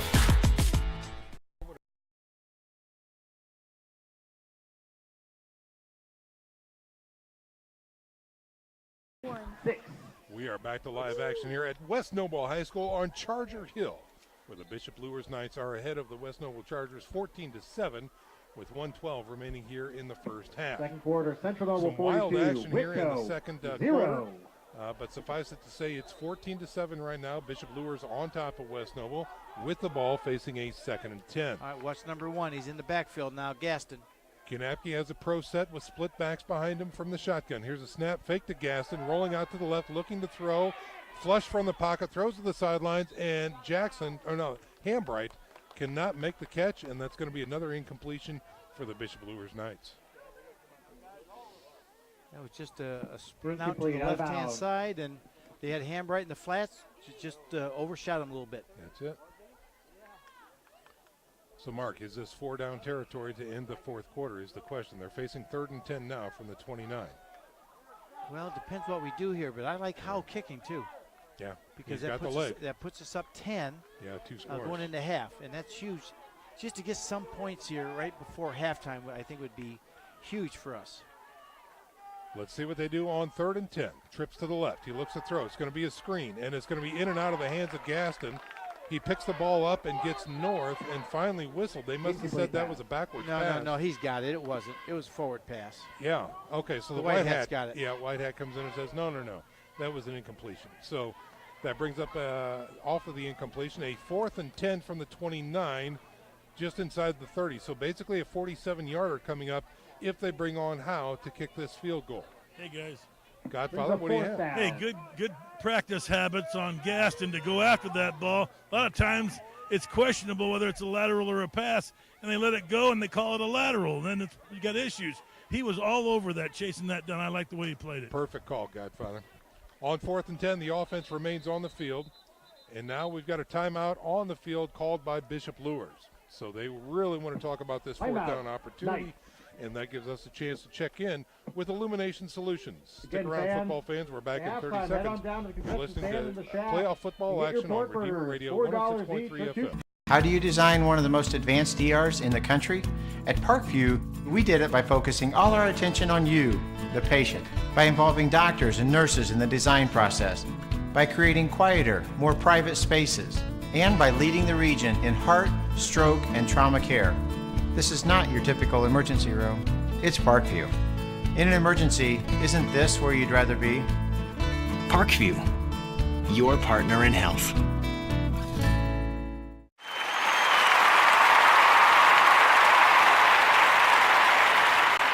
Broadcasting live from West Noble. Critical down here, Mark.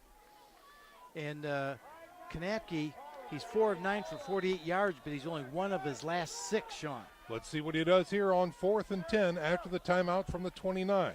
He's in the shotgun. Oh, we've got movement by Bishop Luers, and that is going to be a flag. Oh, my goodness. That's a tough one. It looks like they went with a hard count, and one of their offensive linemen believed him. Because what that would do, that puts you at 47-yard field goal. Right. Yeah. Yep.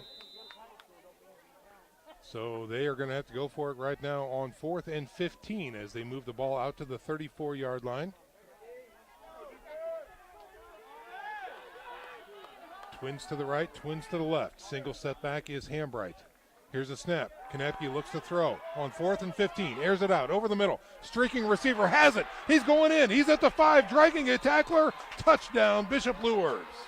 Unbelievable play that time by number 14, Jed Enneking, the junior wide receiver. And that was one of the best throws that Kanapke's had all night. He had time, but he stepped into his throw, Sean. Yes, it was on the money. Came across the field, and he smelled that end zone. That he did. Enneking on the little drag route over the middle, makes the reception, and good yards after the catch. And another 6 points on the board for Bishop Luers. Howe in to see if they can make it 7. Here is the snap. The hold is good. The kick is up, and it is good. 21-7 now. Your score in the waning moments of the first half. We're going to step out for this 30-second break. You're listening to Playoff Football right here on Redeemer Radio 106.3 FM.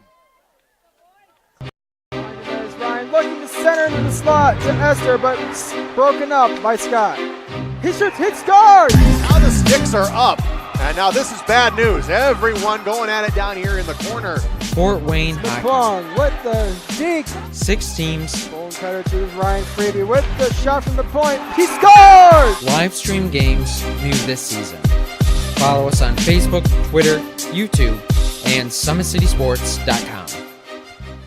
Back to live action here at West Noble, where the Chargers are now facing a very much invigorated Bishop Luers Knights. Let's talk about that play, Mark. That was exciting. Well, and again, that's only his 9th reception of the year, his first touchdown.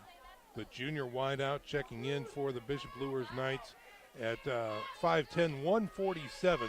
Played a lot bigger on that play, pushing the score 21-7. Bishop Luers over West Noble here, getting ready to close out the first half. He got hit the 5-yard line, and he was sniffing that end zone. He made it. Yes, he did. From the 40, here is Peyton Howe's kick. Nice end-over-end kick, driving the defender back to about the 8-yard line. Gets out to the 20, looking for a lane, breaks a tackle, but not two. That's Dom Easley crashing in from the middle and dropping him near the 29-yard line. That kid just plays so hard. I don't want to get hit by Dom Easley. I'll tell you that right now. I love how that kid plays. Makes my teeth hurt. So West Noble will come out with, let's see, about a minute to go here in the first half. 1st and 10 from the 29-yard line. We've got some missing bulbs in the scoreboard. So when I said 112, I think it was 142, actually.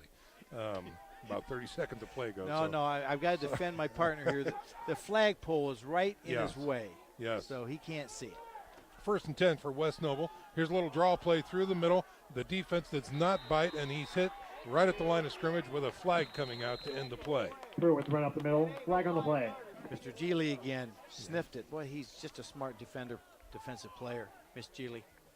Pruitt was on the ball carrier that time for the Chargers, and now we've got the linesman and the referee talking about the call. Sean, I think it's interesting that they chose to do a draw play with 1:12 left. Oh, personal foul, face mask against Bishop Luers. Did not see that. 15-yard penalty. We talked Automatic about Bishop first Luers down. being really good with their penalties, and all of a sudden, here we go. Yeah, not so much. So they will take that out to the 44-yard line and give the Chargers a first down.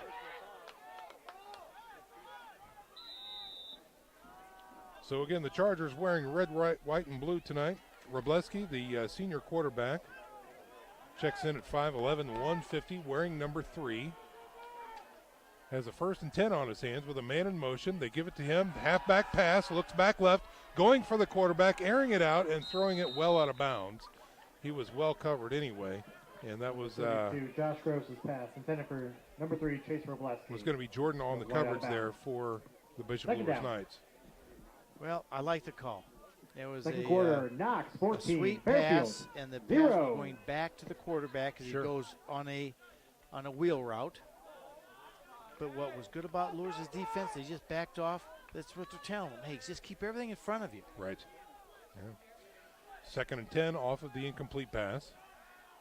It would be nice to see their defensive backs go a little deeper. Here is a quick give to Pruitt, who finds his way into the linebacker core, bolts his way forward. He won't have a first down, but he's going to be close in Bishop Luers territory down to the 47-yard line. 43, 42, 41, 40. Here we go. They only have one timeout. 38, 37.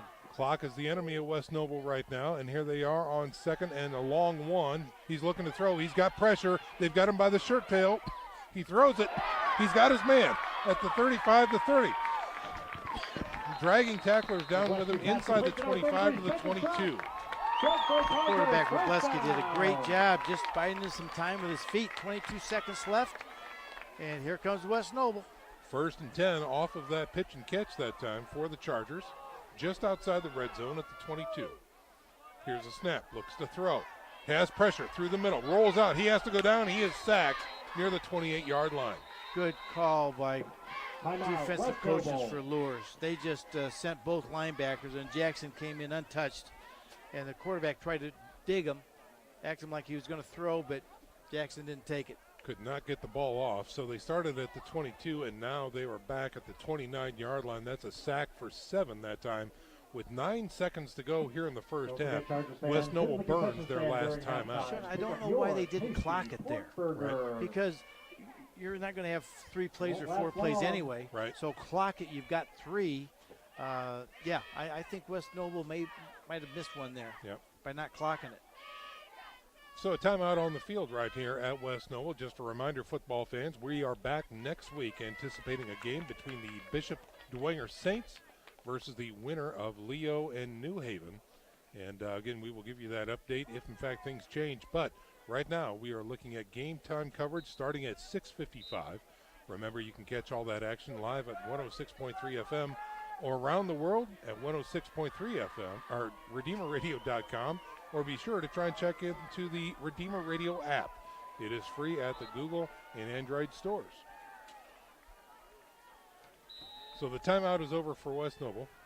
Facing a second and about 17 now. Here's the snap. Wroblewski looks to throw, looking left to the sidelines, overthrown and incomplete with 5.5 seconds remaining. Hambright on the coverage that time for Bishop Luers. Just try to do a 10-yard out. They've got a good field goal kicker. Yes. I mean, he showed that on the kickoff there in the first kickoff. So they're looking to just get, here he comes. All right. 45-yarder, Sean. Yeah, good heavens. With the pretty shoes on. Yeah, they are orange. And they're doing this on third down, so in case there's a mistake, they can. It just didn't go with the red, white, and blue. No, it surely does not. Here is a snap and hold. The kick is up. It looks long enough, is it? No, he is just shy. So unfortunately for West Noble, that is not a good kick, and that should do it for the first half, and it is 0 on the scoreboard clock. So that's going to do it for your first half, ladies and gentlemen. 21-7 is your score. Bishop Luers over the West Noble Chargers. We're going to step out for a 1-minute break. When we come back, we'll have our halftime presentation right here on Redeemer Radio, 106.3 FM, Northeast Indiana. Friday Night Lights. Fort Wayne football from the comfort of your own home. Or when you're on the go. The same night the pigskin touches the end zone or is stopped dead in its tracks. 10 teams, 5 games, 1 website.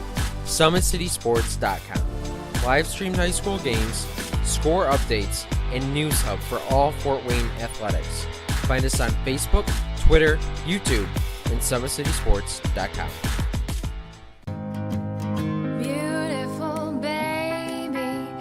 Sweeter than strawberry pie, just like the morning your smile brings the sunshine.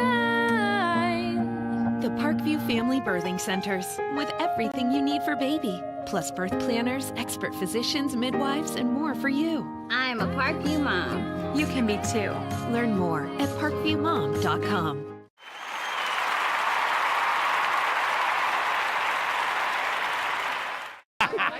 You asked the kids that question. You tell them we need a fun guy tonight. Back to live action, ladies and gentlemen. This is our halftime presentation coming to you live from West Noble High School on Charter Hill, where the Bishop Luers Knights sit at 21 and the West Noble Chargers sit at 7 to begin our halftime presentation. So it's been a very interesting first half, but right now we're going to go down to the sidelines and check in with our VIP interview. Well, welcome to the sidelines, everybody. I'm pleased to be joined once again by Jim Huth, the principal here at Bishop Luers High School. Welcome, Jim. Hey, good evening, everyone. It's a wonderful, wonderful night. How many times are we out here on the first night of playoffs in a pair of shorts? It's beautiful out here. Yeah, we couldn't ask for better weather. Beautiful evening, not even a breeze. Wonderful, wonderful. You know, I can't wait for the cold to hit, though. You know it's going to get there. So, Jim, it's always nice to check in with you a few times throughout the season just to kind of bring some non-football action down to the field.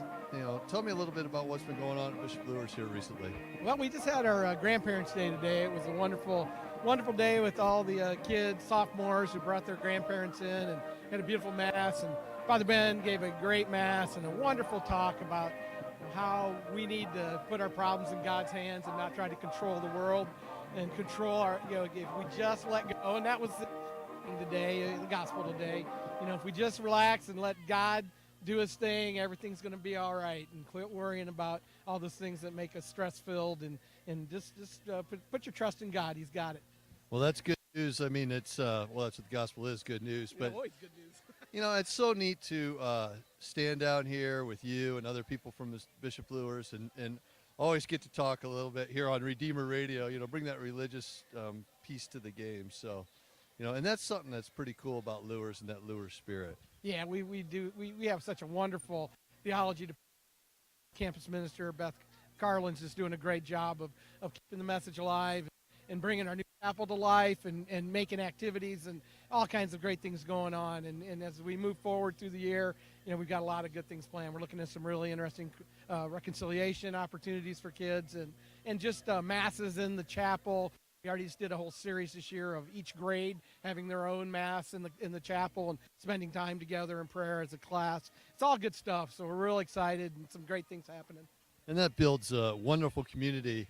And, not everybody that goes to Bishop Luers is Catholic either. That's right. So, and I've always enjoyed the pious masses that I've experienced at Luers High School. Yeah, today's was really, really good. And we're 72% of our kids are Catholic.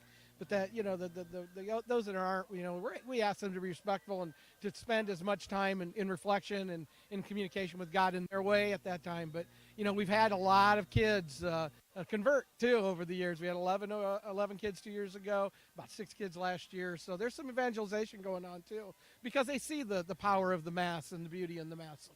So a little bit about evangelization at Bishop Luers. I know we got a big event tomorrow night where there'll be a lot of evangelization going on. Yeah, it's a special night. We got our big men's smoker tomorrow night. Notre Dame versus USC on the big screen. Lots of great food. It's a men's only event, but there'll be some refreshments there and lots of great food and great football and a little bit of games being played of all kinds. But it's a wonderful night of community of men.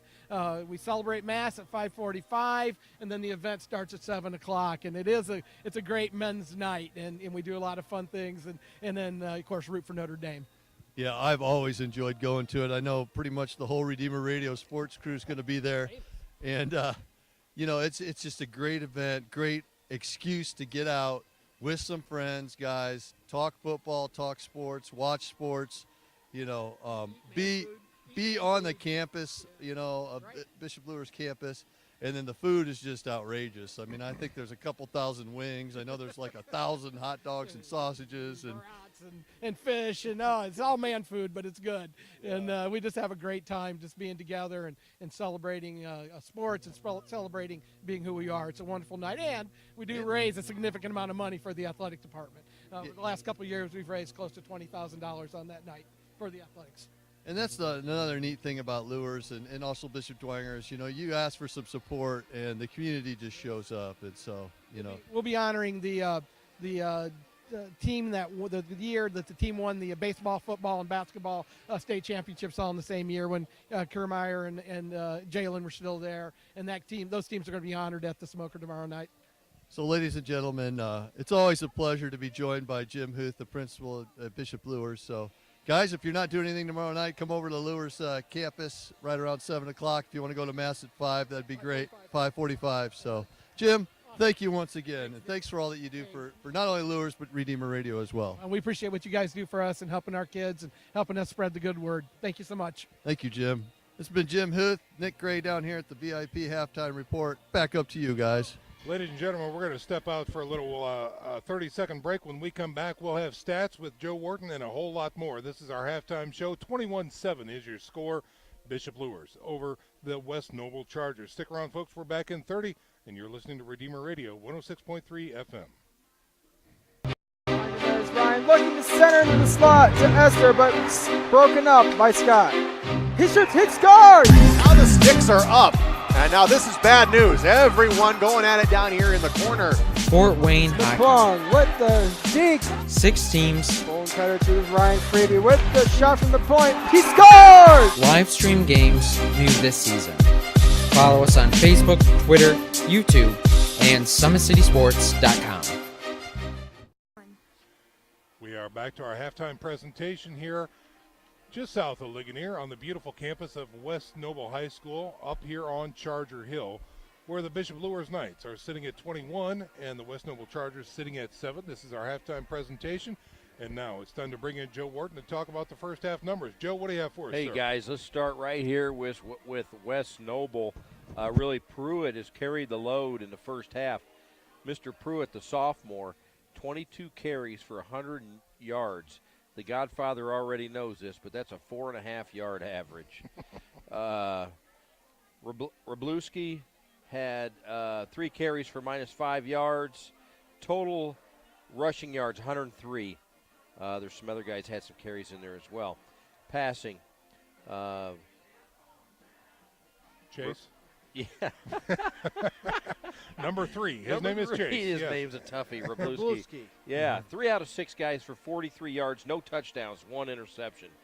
Receiving, Gross had 1 catch for 2 yards, and Schrock 2 catches for 41 yards.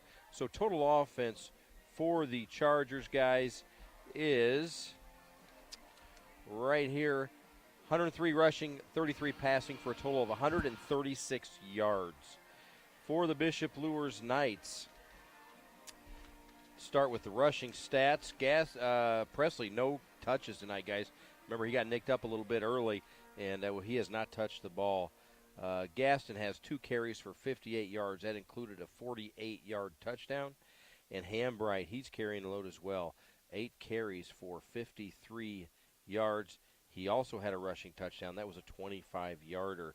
Passing, Kanapke was 5 out of 10 for 83 yards. That included a 35-yard touchdown pass to Enneking. And Gaston had 1 catch for 26 yards, and then really 4 different receivers for the Knights. Everybody's getting involved here tonight for the Knights. Total yards then for the Knights. Total yards for the Knights. I'm going to have to get back to 111 rushing, minus 14 for Kanapke. He was sacked once. So that's 96 yards rushing for the Knights. You guys are going to want the Godfather back. Hey, on guys. that, Yeah, aren't we you? are. Godfather, can we get to your opinion on Joe's stat work here? No, I'll have to say, Joe, follow my lead. When they ask you a question you don't know the answer, just say, they got a lot. That's the God. I could learn a lot from a guy like the Godfather. Yeah, I think you could. Yeah, absolutely. So 96 yards rushing, 83 yards passing, Mark. You can do the math there. It's 177, something like that. There you go. All right. They had a 179 lot. total yards. They There had you go. more. They had more. Bishop Luers had more yards, Mark. Good than stuff. the Chargers. Thank you, Joe. Always entertaining, Joe. You can stay at home next time. Gracious. All right. Let's see here. We've got a lot of time left here in the first half and a lot to talk about when we come back after this 30-second break. When we come back, we will roundtable with the Godfather of football, Mark Watts, and get also Joe's take on the gridiron action here. So stick around, folks. Lots to talk about after this message from Bob Busher Homes. You're listening to IHSAA playoff football action right here on Redeemer Radio, 106.3 FM. Friday Night Lights. Fort Wayne football from the comfort of your own home. Or when you're on the go. The same night the pigskin touches the end zone or is stopped dead in its tracks. 10 teams, 5 games, 1 website. SummitCitySports.com. Live streamed high school games, score updates, and news hub for all Fort Wayne athletics. Find us on Facebook, Twitter, YouTube, and SummitCitySports.com.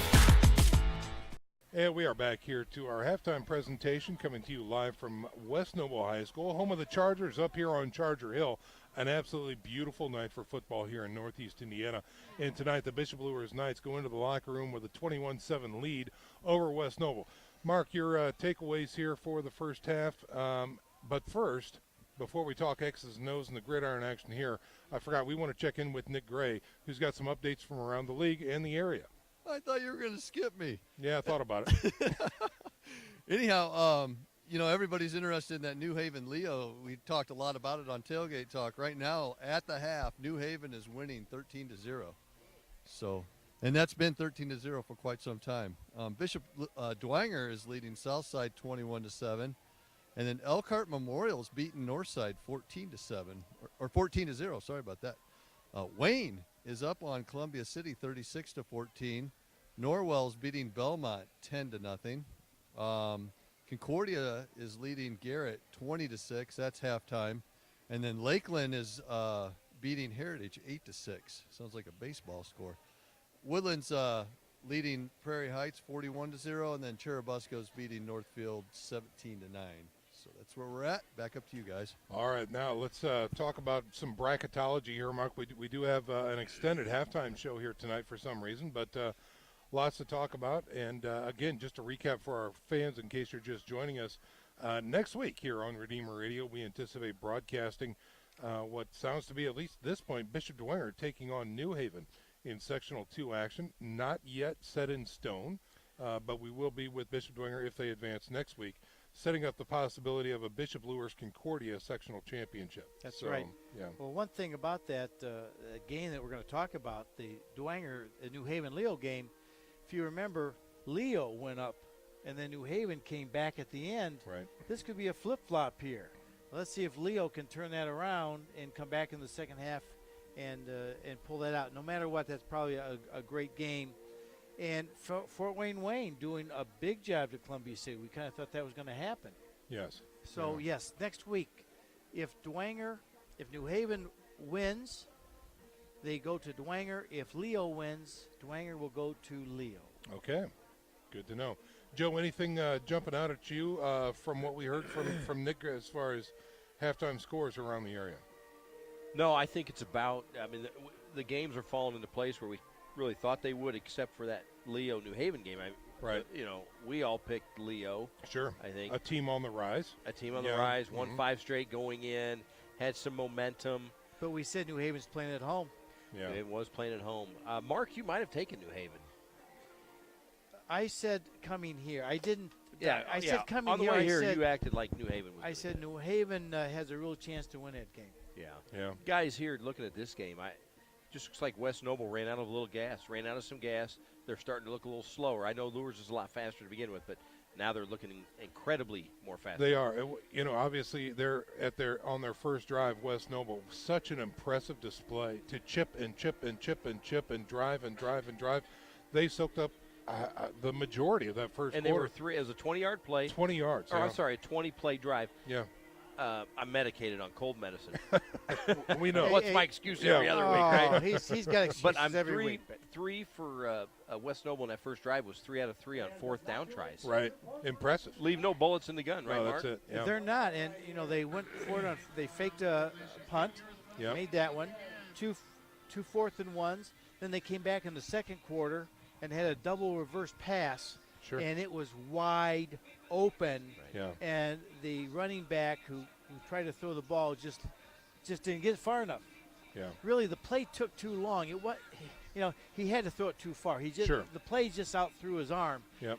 Shorter play or shorter time, he would have been there. And Luers picks it off. They got lucky there. Mm-hmm. And then toward the end, I thought the key part of this whole game was when it scored 7-7. Luers got stalled, had a bad punt. West Noble took it over in about their 30-yard line.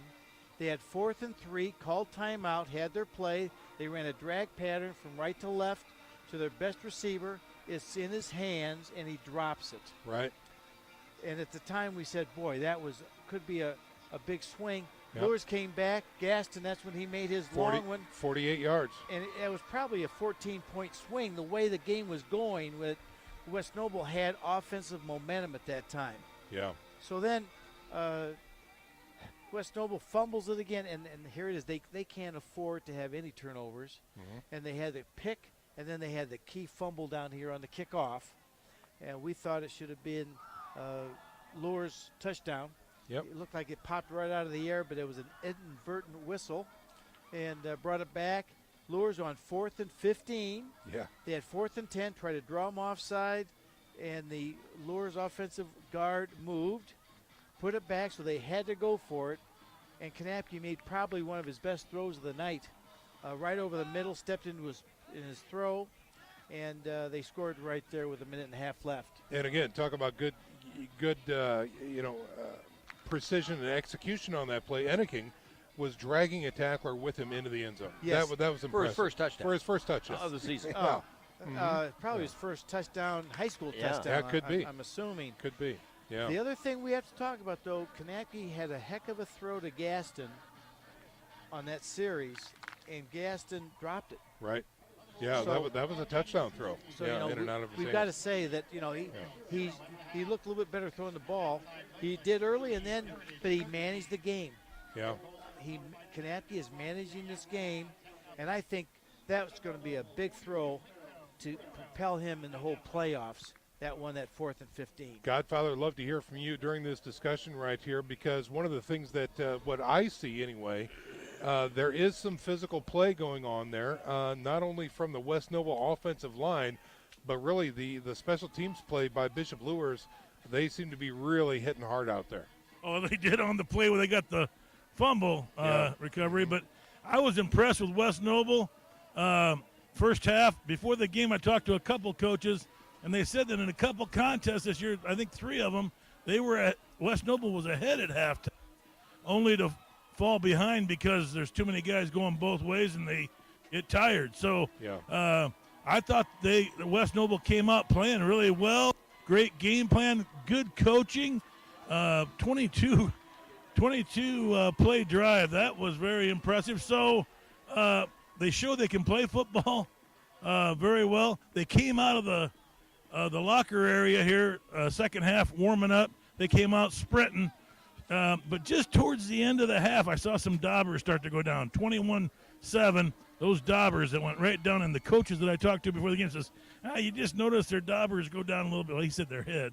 But I call them daubers. But the thing is when they hang that head, you can see it. Now, I expect West Noble to come out and play very, very hard. They deferred on the coin toss, so they'll get the ball first. And I expect them to come down and play real hard. And if they're successful, we might have ourselves a ball game. But if they're not, the momentum could go Luers' way. Well, Godfather, I believe the heads hanging down might be just being fatigue. Could be. Because this coach has been here 19 years, and he's got a very good program. So I don't want to argue with you. You're down there in the field, but I think a lot of two-way starters, especially that middle linebacker is Pruitt, who's their running back. Yep. I think that could have been part of that, and now they're going to have a fresh start here in the third quarter. Yeah. No, you don't have any quarrel here. I think I was talking about seeing some fatigue just before the half. That's right. All right, well, folks, I can tell you what, we need to step out for a little 1-minute break. When we come back, we are going to get ready for a third quarter action. Your score is 21-7, Bishop Luers on top of West Noble, broadcasting live from West Noble High School here just south of Ligonier. Stick around, folks. We're back in 60 seconds, and you're listening to Playoff. Friday Night Lights.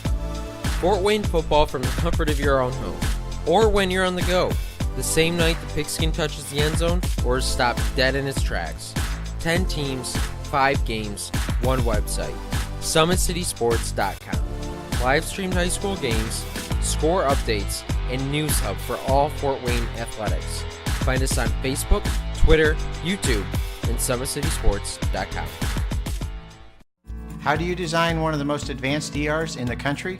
At Parkview, we did it by focusing all our attention on you, the patient, by involving doctors and nurses in the design process, by creating quieter, more private spaces, and by leading the region in heart, stroke, and trauma care. This is not your typical emergency room. It's Parkview. In an emergency, isn't this where you'd rather be? Parkview, your partner in health.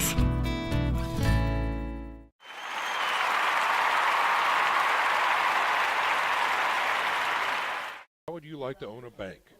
Notre Dame Federal Credit Union members already do. Convenience, better deals, and great service are already being enjoyed by Fort Wayne area members. The country's largest Catholic credit union is growing in Fort Wayne. Notre Dame Federal Credit Union, where you bank does matter. Well, we are back here getting ready to start the third quarter action. Mark Watts, some additional observations from the first half. Well, when you're the underdog like West Noble, you cannot afford to turn the ball over. And they've turned it over twice, which has hurt them. Bishop Luers has not turned it over yet. Yep. And they're playing a clean game, and they only have 3 penalties for 20 yards. Mm-hmm. So this is what Kanapke is managing the game. No turnovers. Yeah. They forced 2 turnovers. Really one. One was kind of a little lucky, but still, it's a turnover. Yeah. So, and the penalties are minimal. This is what they need to do to make a nice run, Sean. And, Joe, you talked about third down efficiencies, and West Noble's kind of struggling a little bit in that area. They are. West Noble is 0 for 6 on third down tries in the first half. But, of course, 3 out of 4 on fourth down tries. But third downs have not been good to the Chargers in the first half. And if you're just joining us, this West Noble team is playing. They're not leaving any bullets in the chamber. They came out. They went on about a 4th and 6 inside their own 50-yard line on their side of the field. They had a double reverse pass that was wide open, but the kid underthrew it, and Luers picked it off. and then they had a sweep pass that the kid threw back to the quarterback. So, I mean, they're going for it. They're pulling out all the stops, and you've got to give it to them because they're playing to win this thing. And I think that turnover there at the end really, that was key. Yeah. Because if they go into halftime down 14-7, that's a one-score game. Oh, they get the ball right here, to start the third quarter, and that gives them that hope with that one-score differential. Exactly. But now they're down 2. 21-7 is your score. Both teams back out onto the field.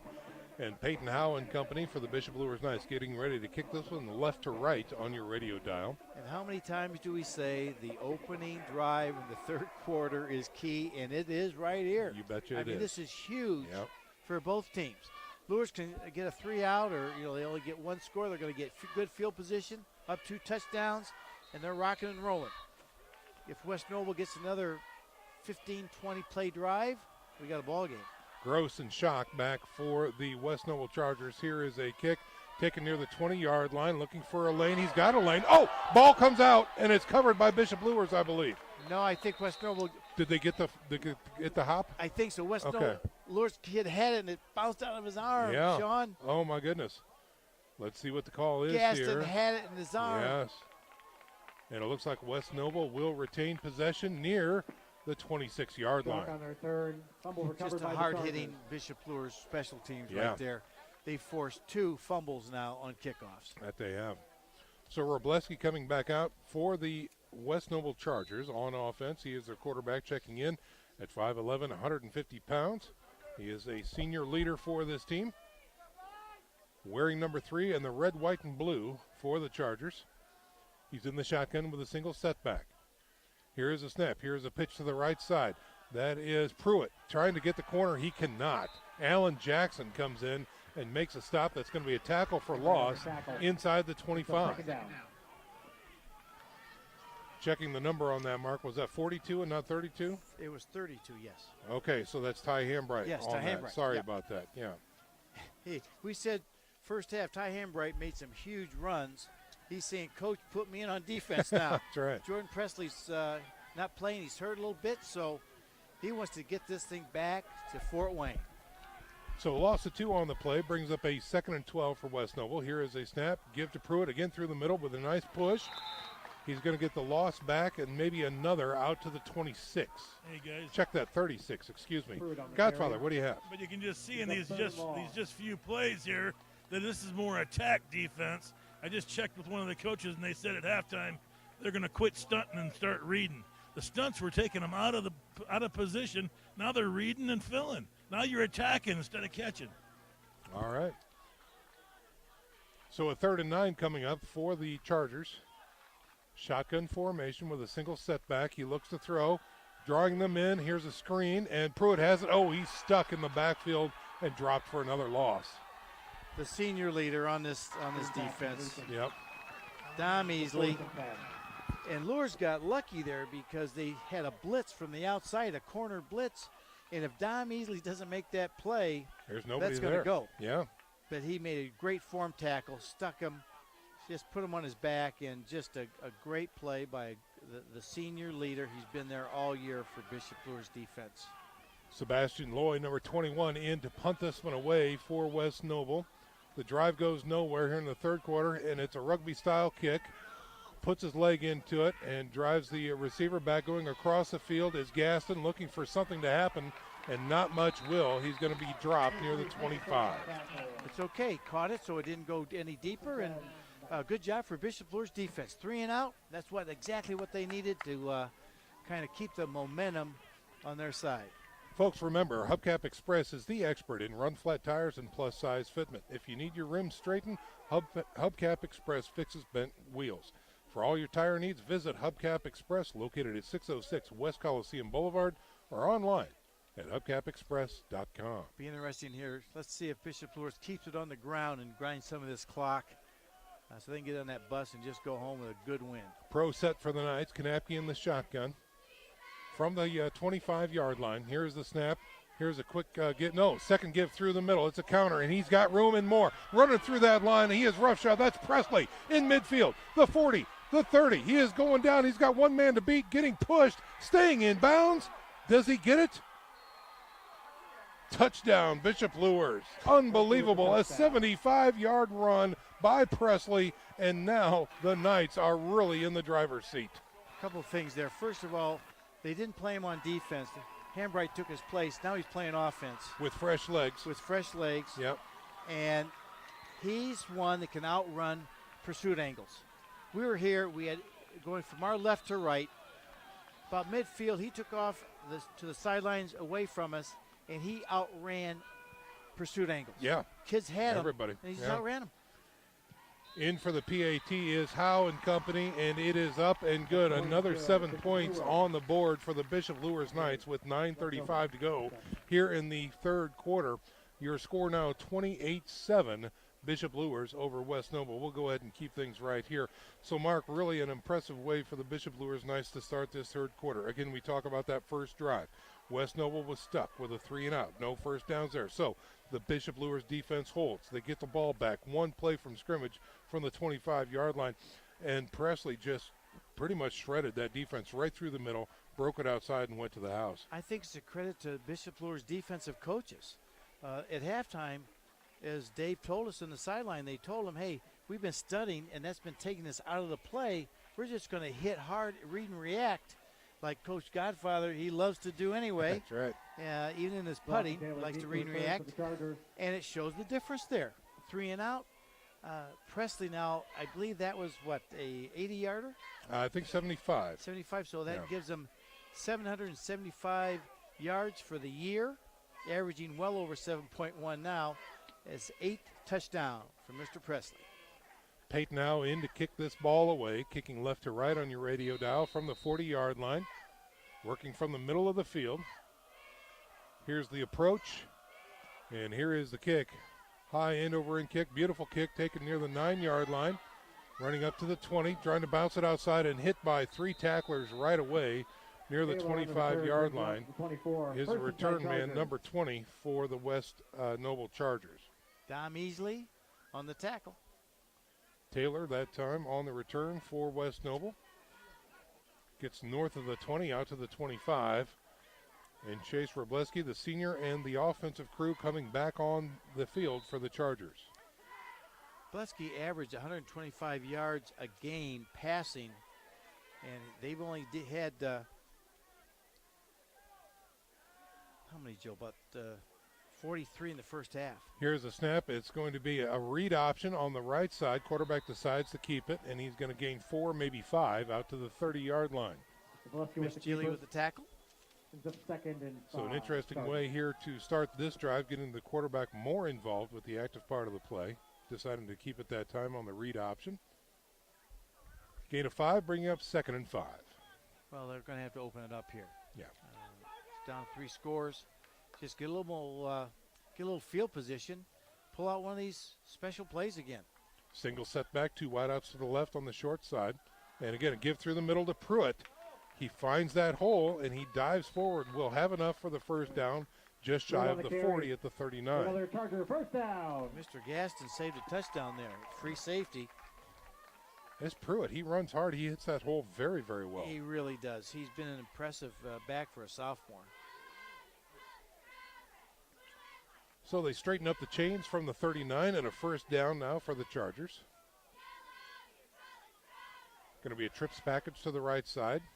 1 on the left and a single setback. Quarterback now checking off and looking to the sidelines. Here is a snap, and it's give to the tailback through the middle. He's going to be wrestled down north of the 40, near the 41-yard line, so a couple yards there. Geely again just rode him down, got on his back and rode him down. But a good first down play. Darn right. But Luers doesn't mind this. You know, take your 20 plays now and eat up the third quarter and the beginning of the fourth quarter. Oh, yeah, they're ready for this one to be over with the score 28-7. Sure. You know, so if it takes 8 minutes for them to score, okay. Yep. On 2nd down, here is a snap, and it's going to be a quick – oh, ball's tipped, and does he come up with it? No, incomplete pass. Very athletic move that time. Made by the intended receiver. That's older brother Jason Pruitt. Tried to come back towards the ball, but again, that's going to be an incomplete pass, after it was being tipped by the defensive end on this right side. Jarvis Jackson thought he had the interception. It went out of the receiver's hands. It went up in the air. Boy, I'd like to see that again. I just don't think the ref saw it, so they just called it incomplete. We'll have to watch on Summit City tomorrow when Jake gets us put together to see if we can get some replay action on that. So I'm going to bet that was an interception. remember, folks, you can catch this and a lot of action on SummitCitySports.com and check out their YouTube channel. Here's a critical third down. He heaves it down the field. He's got a man, incomplete, and a flag now coming out. There appeared to be some contact downfield here on the left side as we had man coverage. Again, Pruitt, the older brother, was the intended receiver wearing number 10 for West Noble. And let's see what the call is. It's going to be defensive pass interference, Sean. Okay. And it really was. Yep. If the Luers defender would have had his head in the proper position, but he's just got turned around a little bit and kind of fell into him. Yes, he did impede him. Yeah. Defensive pass So you could have argued that it was a non-catchable ball because it was wide for about 4 yards. Sure. But, yeah. And you know, that's one that you're really going to call. You know, they're going to call it anywhere. So a third down conversion that time using the penalty for West Noble. Takes the ball into Bishop Luers territory. Ball resting now at the 44-yard line of the Knights. Poor Jarvis Jackson, he thought he had a pick, and then he gets a penalty. From the shotgun, blitz coming. Now they back off, and here is a pitch. Uh-oh, ball is on the turf and covered by West Noble. And so Pruitt could not bring that ball in that time, and he's going to be dropped back for a tackle for loss. And let's see where they mark it, back at the 48. So they cross back over into their own territory. Ball resting at their 48-yard line mark. I'm sorry, I don't understand that play. They have that run option all night. Yeah. And their quarterback really didn't get good an attack on the defensive end. It just didn't look good at all. So that brings up a 2nd and 17 now, back at their own 48-yard line for the Chargers. Trips package to the right side. Looks to throw, throws right to the flats. It is caught. And that's going to be a gain of about 6, bringing up a 2nd and 11 near the Luers 45-yard line. Let's check in with the godfather of football, Dave X. Yeah, West Noble had trips out here to the right and only 2 defenders, so they just threw to the one in the backfield. So they had 2 blockers on 2 defenders, and the Knights had 2 defenders on the right side on 1 receiver. All right, so they marked the ball actually a little bit backwards at the 47-yard line, and that's still going to be a tough road to hoe here for the West Noble Chargers. 3rd and about 14 coming up. And here's a shovel pass through the middle. It is successful as Pruitt takes it through the middle down to the 41-yard line. Going to be well short of a first down here for the Chargers, though. Is that Curligrand on the carry? I think it was Kierkegaard. Okay. Ball at the 41 now here. 4th and long coming up for West Noble. And again, being down 28-7, they are in 4-down territory pretty much throughout the rest of the game here. Yep, you just have to go for it. This is their season right here. Looks like a 6 or an 8. 6:09. 6:09 to go here in the 3rd quarter. Thank you. From the shotgun on 4th and 7, he looks to throw, airs it out to the left side. He's got a crossing around, picked off. Gaston going up big. Should have just knocked it down, but he'll take the stat. And he's going to be marked up at the 18-yard line. Good defense that time. Bishop Luers just played a prevent defense. Yep. Back off. And again, keep everything in front of you. Ball a little underthrown. But Gaston was right there. That's not taking anything away from Gaston. No. He was going to pick it off wherever it went. So that's going to be a 1st and 10 for the Bishop Luers Knights off of the Gaston interception. They place the ball at the 18-yard line. But yes, you'd just like to see them just spike it down, and they'd have gotten about 30 yards. So offense on the field now for Bishop Luers. They break huddle and come to the line. Kanapke in the shotgun with a single setback. That's Presley. Yeah. It's good to see him back there. Here is the snap. He looks to throw on 1st down, airs it out to the flats. He's got his man, slipping down right at the 20 is a receiver for Bishop Luers. That is number 13 on the catch. That's Johnson, the sophomore. Would have liked to seen him hold his footing, but he does make a catch, and that's a gain of a couple, bringing up a second and a gain of 3, actually, bringing up a 2nd and 7. He might have been a little excited there, Sean. That was his 2nd catch of the season. He had 1 catch for 6 yards, so he's averaging 5 yards a carry or a reception. And now we've got a flag on the play as one of the offensive linemen jumps forward, and they're going to mark that one off. Back to the 15-yard line. Let's don't start playing behind the sticks here, boys. That's right. 2nd and a long 12 now after that penalty is assessed. What are they, about the 15-yard line, At Sean? the 15, okay. exactly. Yeah. Kanapke in the shotgun, new set now with a single setback. Here's a snap, give to the tailback. That is Presley, taking it right up the gut and gets north of the 15 to about the 18. Nothing there. Good, strong run by Jordan, though. He put his head down and got what he could.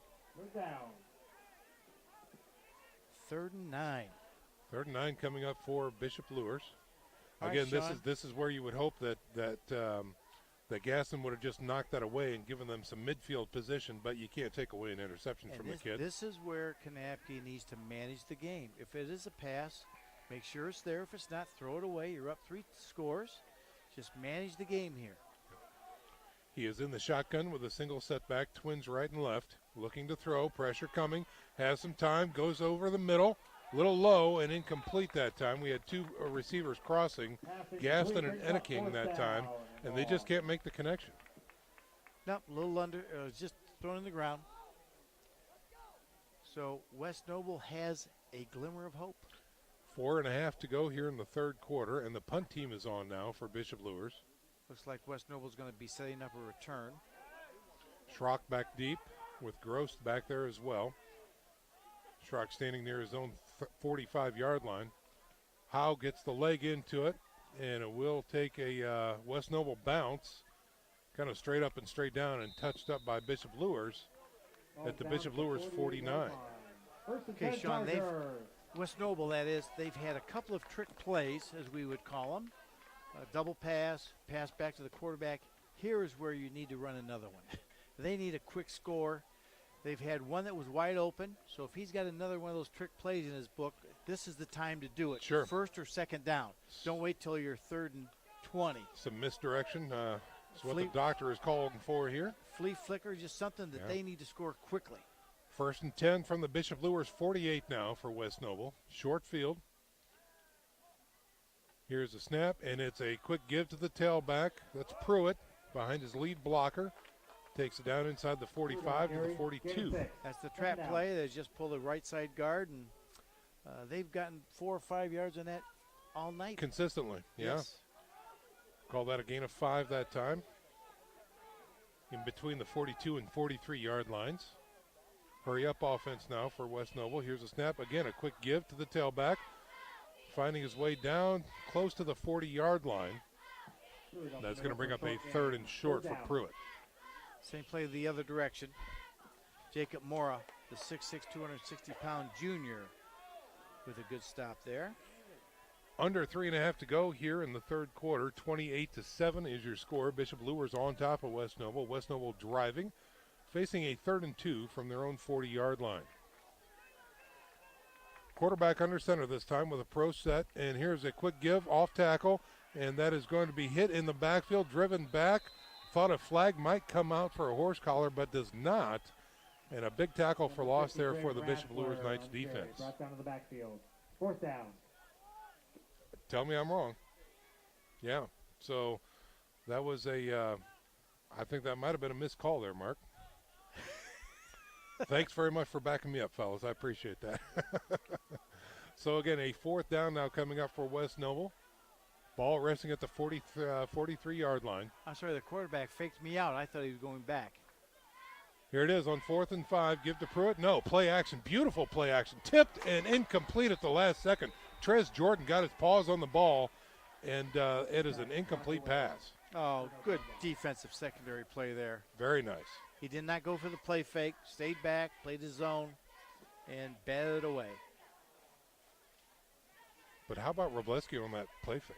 That was very well executed. I Yeah. think he's, especially on third and short, that's when you want to use the play fake. Sure. I'm thinking, okay, he's going for the 6, and so I didn't even see what happened there. What'd they do? They ran a run? Yeah, it was a quick inside give, kind of a belly type play there. So, 1st and 10 for Bishop Luers now from their own 42-yard line. Wildcat. I love it. Here's I love Hambright. it. Man in motion. They fake it to Gaston. He keeps it through the middle, has his legs. He's gone. Yes. He is off to the races. Nobody can catch him. Hambright is in for a score. I just loved it. I love that with him. A 58-yard run right up the gut, and Ty Hambright from the Wildcat position gashes the West Noble Chargers for another score. Oh, I just can't tell you how much I love that Wildcat with him. I told you before, first quarter, he said, Coach, I'm going to get you back to Fort Wayne, and he's playing like it. Very dangerous play right that time, and Hambright calls it in and puts 6 on the board with 2.5 to go here in the third quarter. We talked about a Hambright averages 6.6 yards a carry, and that's his 9th rushing touchdown of the year. Zay on the hold, Howe on the kick. It is good. Another point on the board. 35-7 is your score with 2.5 to go here in the third quarter. We're going to step out for a little 30-second break. You're listening to high school football playoff action right here on Redeemer Radio. How do you design one of the most advanced ERs in the country? At Parkview, we did it by focusing all our attention on you, the patient, by involving doctors and nurses in the design process, by creating quieter, more private spaces, and by leading the region in heart, stroke, and trauma care. This is not your typical emergency room. It's Parkview. In an emergency, isn't this where you'd rather be? Parkview, your partner in health.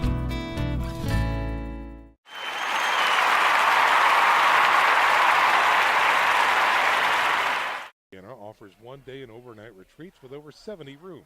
Be sure to visit Our Lady in her grotto and walk the 30 scenic acres. St. Felix is the former home of Blessed Solanus Casey. You can visit their website at sfcatholiccenter.com to schedule your next meeting or retreat. Mark Watts, what do you have? Ty Hambright, 9 carries, 111 yards, averaging 12 yards a carry, 2 touchdowns, one of 25 yards, one of 58, and that was out of the Wildcat. Here is Howe's kickoff. Taken near the 17-yard line, trying to find some room through the middle. Oh, hit and dropped back near the 30. Taylor on the return. Oh, my gosh. Taylor looked like he bounced off a wall there. First down, Chargers. So here we go. Yeah, so back to live action. Go ahead, Mark. I just have to say I would be flipping the deep men. Yeah. I would put their best returner here because they keep going to that side. Ball is resting at the 29-yard line. 1st and 10 coming up here for the West Noble Chargers. Getting ready to wrap up the third quarter action here. 35-7 is your score. Bishop Luers on top. Robleski in the shotgun with a single setback. Here's a snap. They give to Pruitt right through the middle. He's got daylight, and he breaks 2 tackles. He's out at the 50, the 45, the 40. He is going down the line. Presley hits him and knocks him out of bounds shy of the goal line. There's the difference. Presley, he can catch him. Yes. That was a trap play again, Sean, and it just hit so quick that what a nice run. Well, he's had a nice night. Joe, how many? 61 yard. How wow. many total yards does he have tonight? Boy, Joe? what an exciting run that was. What did you see down there, Godfather? Do you have anything for us? Oh, that was wide open hole. I don't know where the linebackers. That's what I was looking for. He took off like a jackrabbit.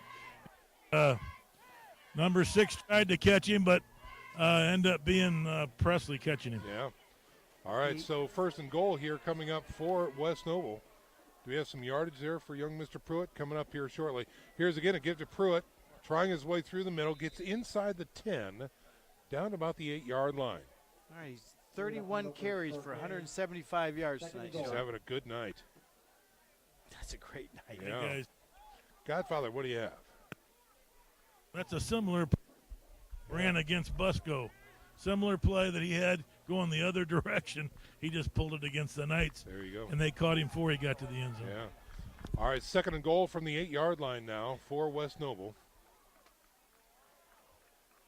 They break huddle, come to the line again with that single setback. Give to Pruitt. No, quarterback around the left side looking for some room.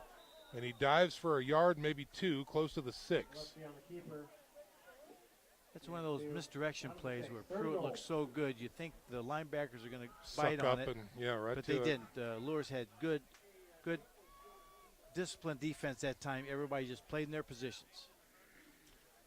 So West Noble inching closer after that 61-yard run that time by Pruitt. They have now a 3rd and goal from the 6-yard line.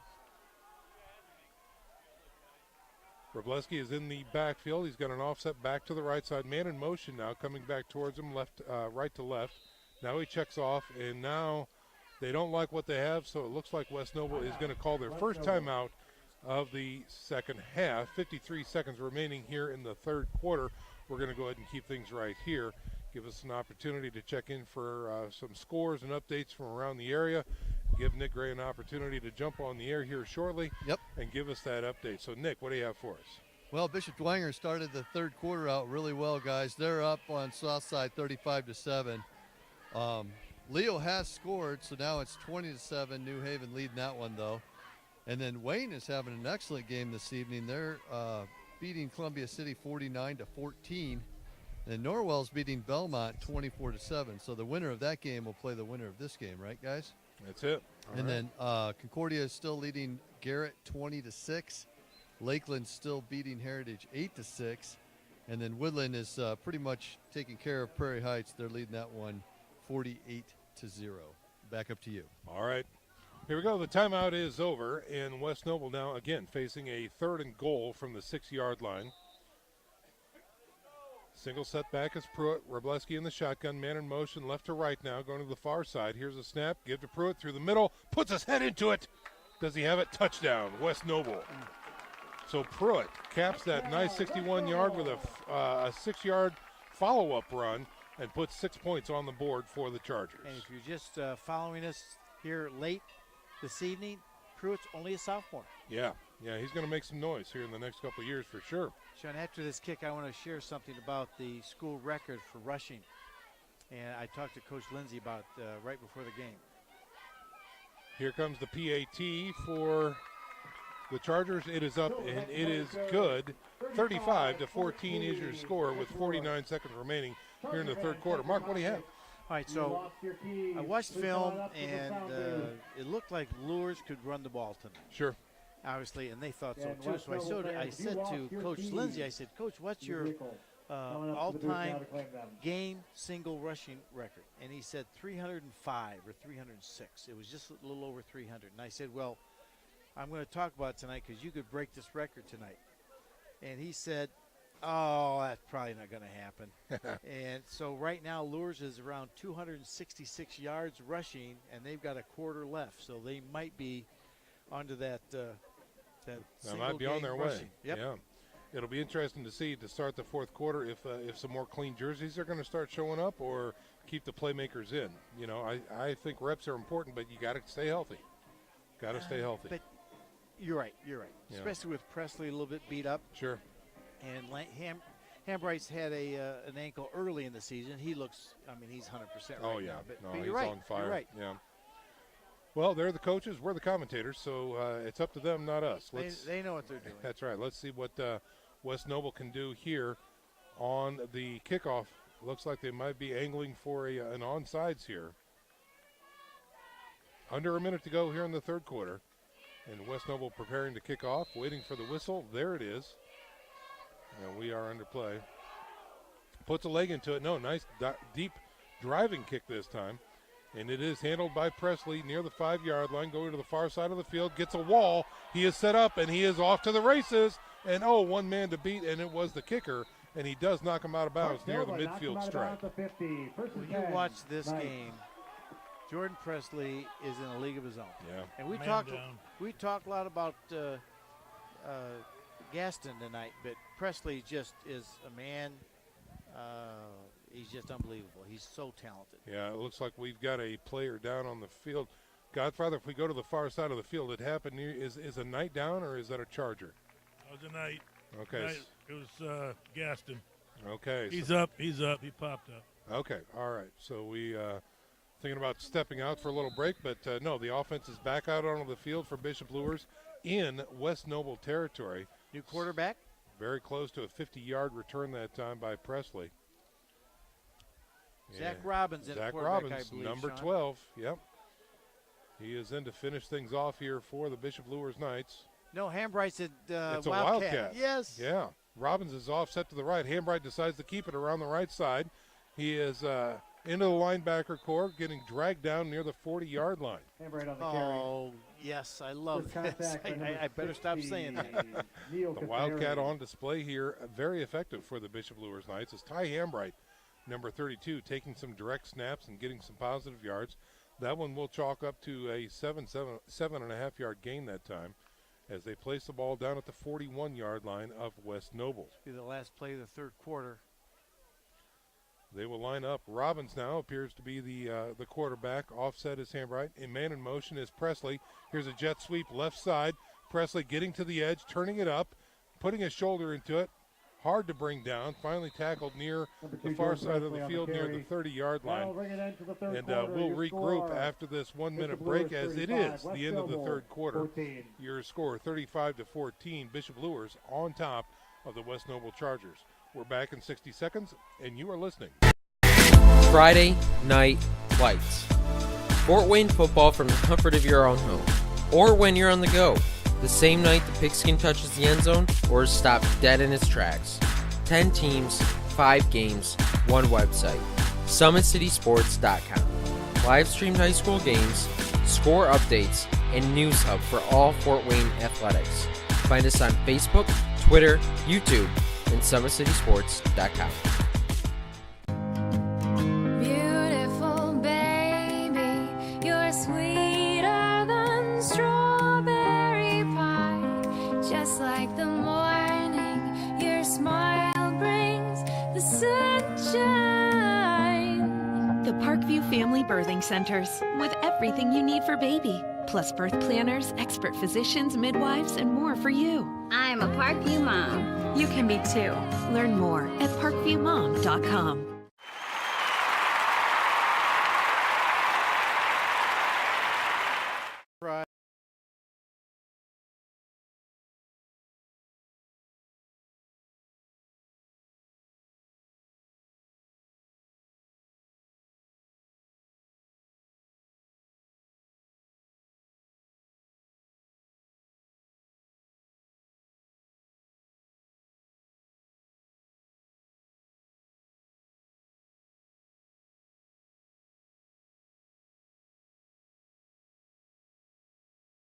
Coming back a little bit late to the action here on 1st and 10 for the Bishop Luers Knights. Robbins goes deep to the right side. Incomplete pass near the goal line there for the Bishop Luers Knights, and that burns it down, bringing up a 2nd and 10 from the 31-yard line now to start the fourth quarter. A reminder, your score 35-14.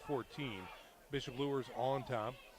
Zach Robbins and Hambright in the backfield. This is a direct snap to Hambright, again from the Wildcat, going left side, out to the edge, the 20, the 15, the 10, and he gets taken out of bounds inside the 5.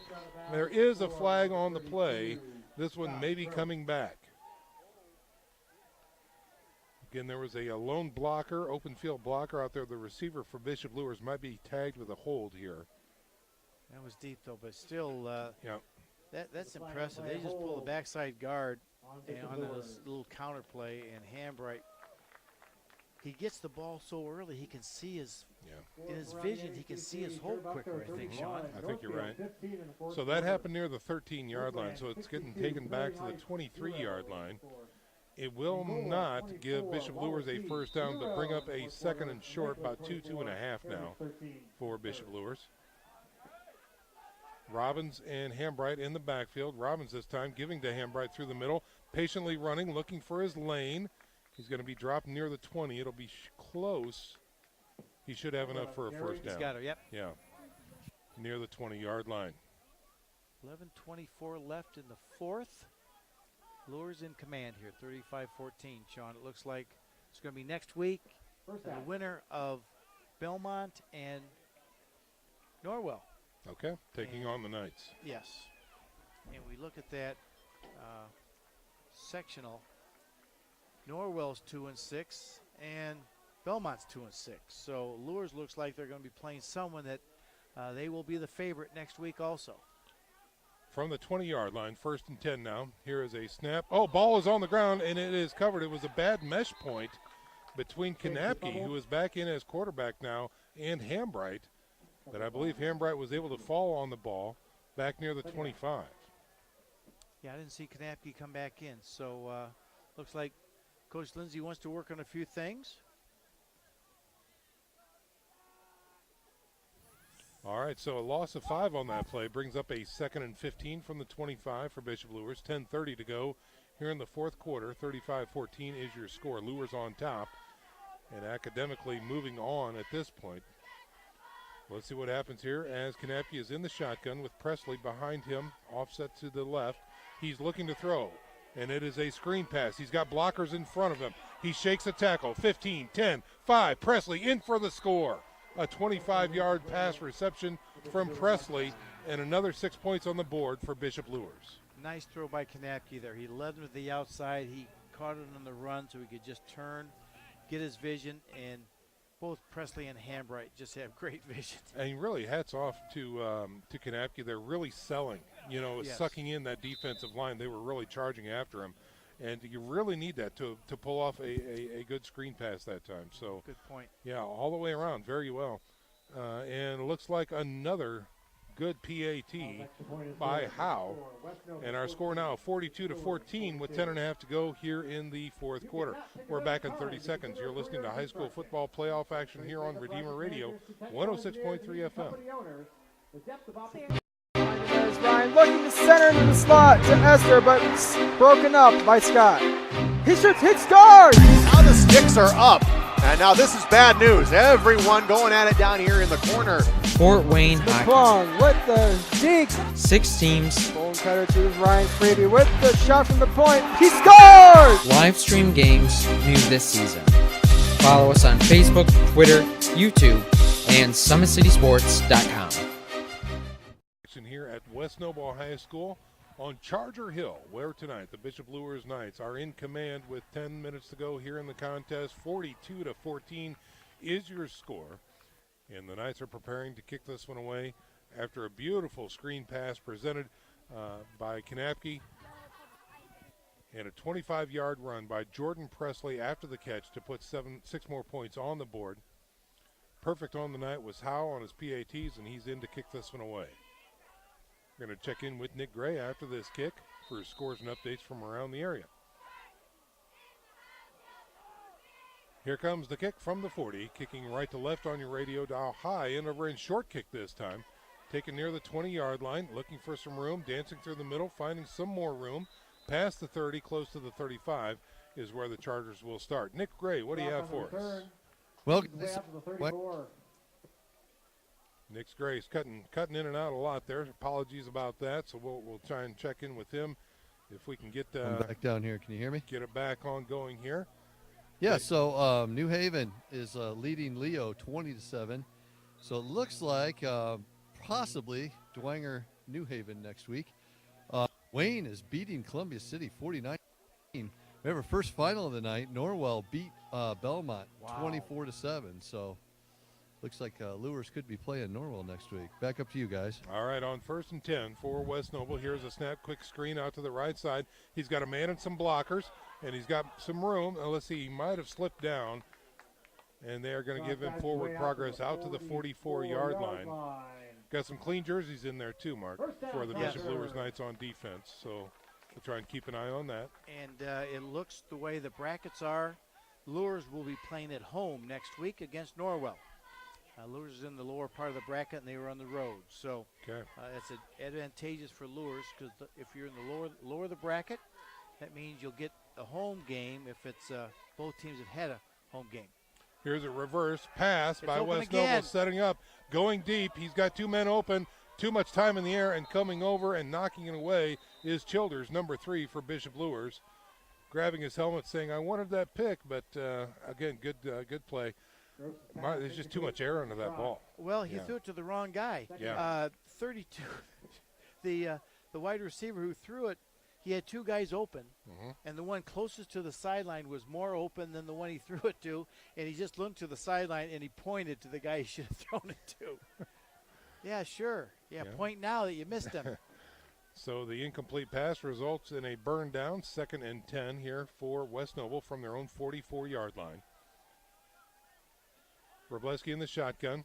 Play action, looks to throw, airs it out, and it's a screen to the other side of the field. Well played, and he's off to the races, gets down into Bishop Luers territory, down near the 35.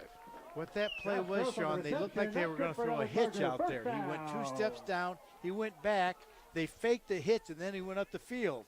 And nice play. Yeah, caught him in stride. Yes. Yeah. So the Luers players saying, hey, this is just a hitch. I'm going to just tackle the guy, and he ran by him.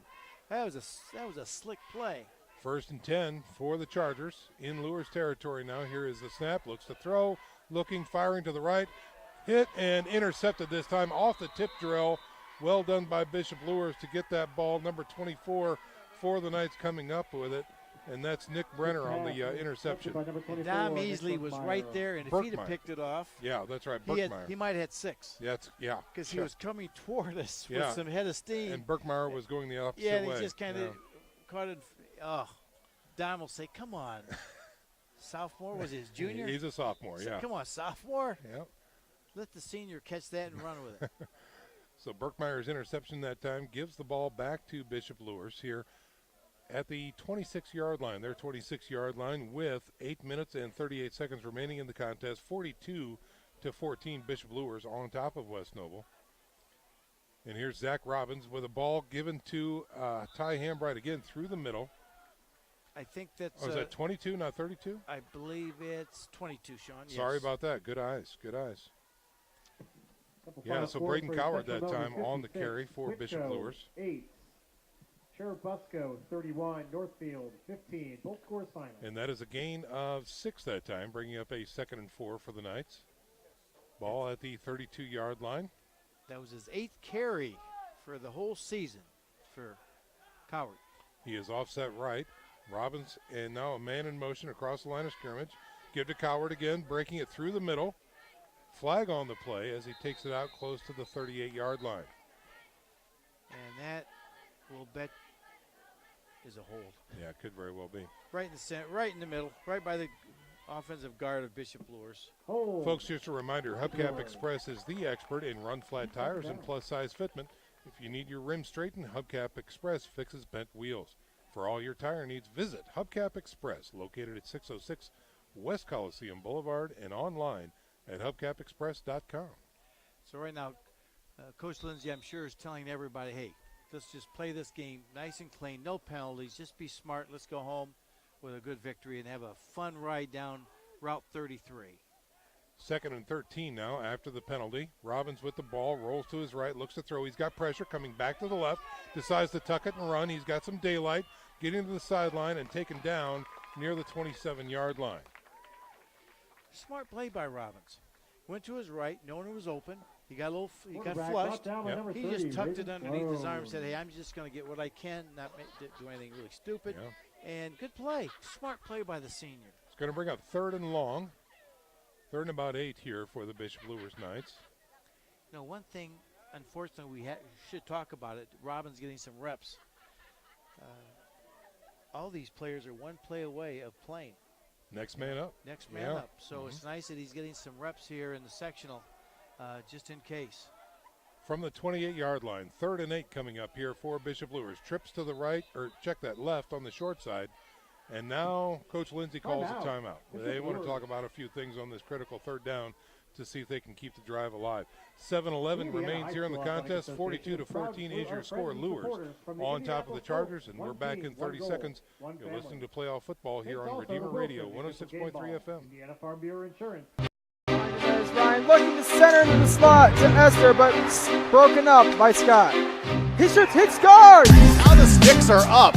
And now this is bad news. Everyone going at it down here in the corner. Fort Wayne McClung Hockey. with the deke. 6 teams. Bone cutter to Ryan Freeby with the shot from the point. He scores! Live stream games new this season. Follow us on Facebook, Twitter, YouTube, and SummitCitySports.com.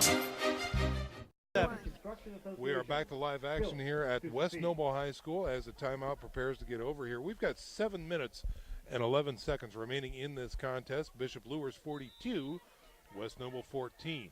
Godfather, how's the sidelines down there with the Knights? Well, I just like seeing the pups get out here on the field, getting some playing time. It's good experience, and it's good for them, good for parents. On the field, the Knights are facing a 3rd and 8. Robbins in the shotgun. Looks to throw. Here's a screen, and it's low and incomplete that time. Thrown near the feet of the intended receiver. That's Russ Moore. Or excuse me. Yeah, Moore is the last name. Apologize about the first one. The print on this is about size 4 font, so I can't see him anymore. But anyway, Moore, incomplete pass, and the punt team is on for Bishop Luers. And that's what's hard. Sophomore comes in the game. You've got a senior throwing to him. They just don't practice that, so it's really hard to get your timing in something situation like that, Sean. Into punt is Howe. Oh, he gets hit. No flag on the play. And it's going to take a West Noble bounce back into Luers territory and finally touched up near the 47-yard line. And the Luers faithful demanding a flag and not getting one. We talked earlier in the first quarter about how the referees, they are rated by the head coaches, and because there's only going to be half the games, next week, half these crews will not move on. And I would say, after watching this game tonight, this crew is questionable. Yeah, they're on the bubble. They are, believe me. The fumble down here, the fumble here with the Luers, that right there, that's a penalty. Sure. That's a penalty. I don't care if the score is 85-0. That's a penalty. You got to call it. 1st and 10 for West Noble from the 47. Oh, gets his paws up there and knocks it away. Is number 55 for Bishop Luers. Oh, my.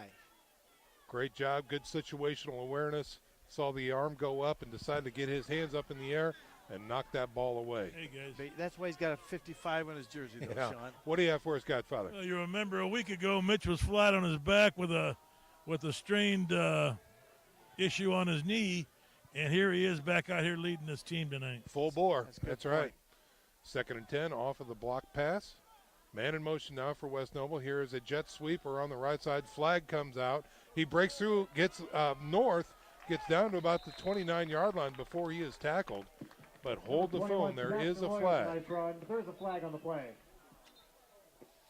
Let's see what happens here. That was Sebastian Loy on the carry, number 21 for West Noble. The flag is resting near the 48-yard line. And this one looks to be coming back. Looks like a clip. I think, you're right. Shot block on the Chargers. Don't see that call very often. No, but 52 who did it, he went back to the bench and he said he clipped. That's how I could tell who did it. Okay. Well, normally within the tackle to tackle and 2 yards either side, you can clip. You can hit below the below the waist. But he must have been probably down too far downfield. Yeah. Out of the box. Yep. And they're going to call that more. They need to call that more. Sure. So a 15-yarder is assessed against the West Noble Chargers. Gives them the ball on 2nd down back at their own 37-yard line. They fake the pass once, pump, and now he goes for the wheel route and incomplete and overthrown that time. His intended receiver that time was Josh Gross. He's a sophomore, 6'1", 160. When you look around this team, Mark, they're a young team. Well, you're right, really Sean. We were doing their starting lineups, and it was sophomore, running back, sophomore, wideout, sophomore. So they've got lots to look forward to, I think. They find a quarterback that can run this offense, but they've got a lot of young players that's getting great experience. A team on the rise here at West Noble.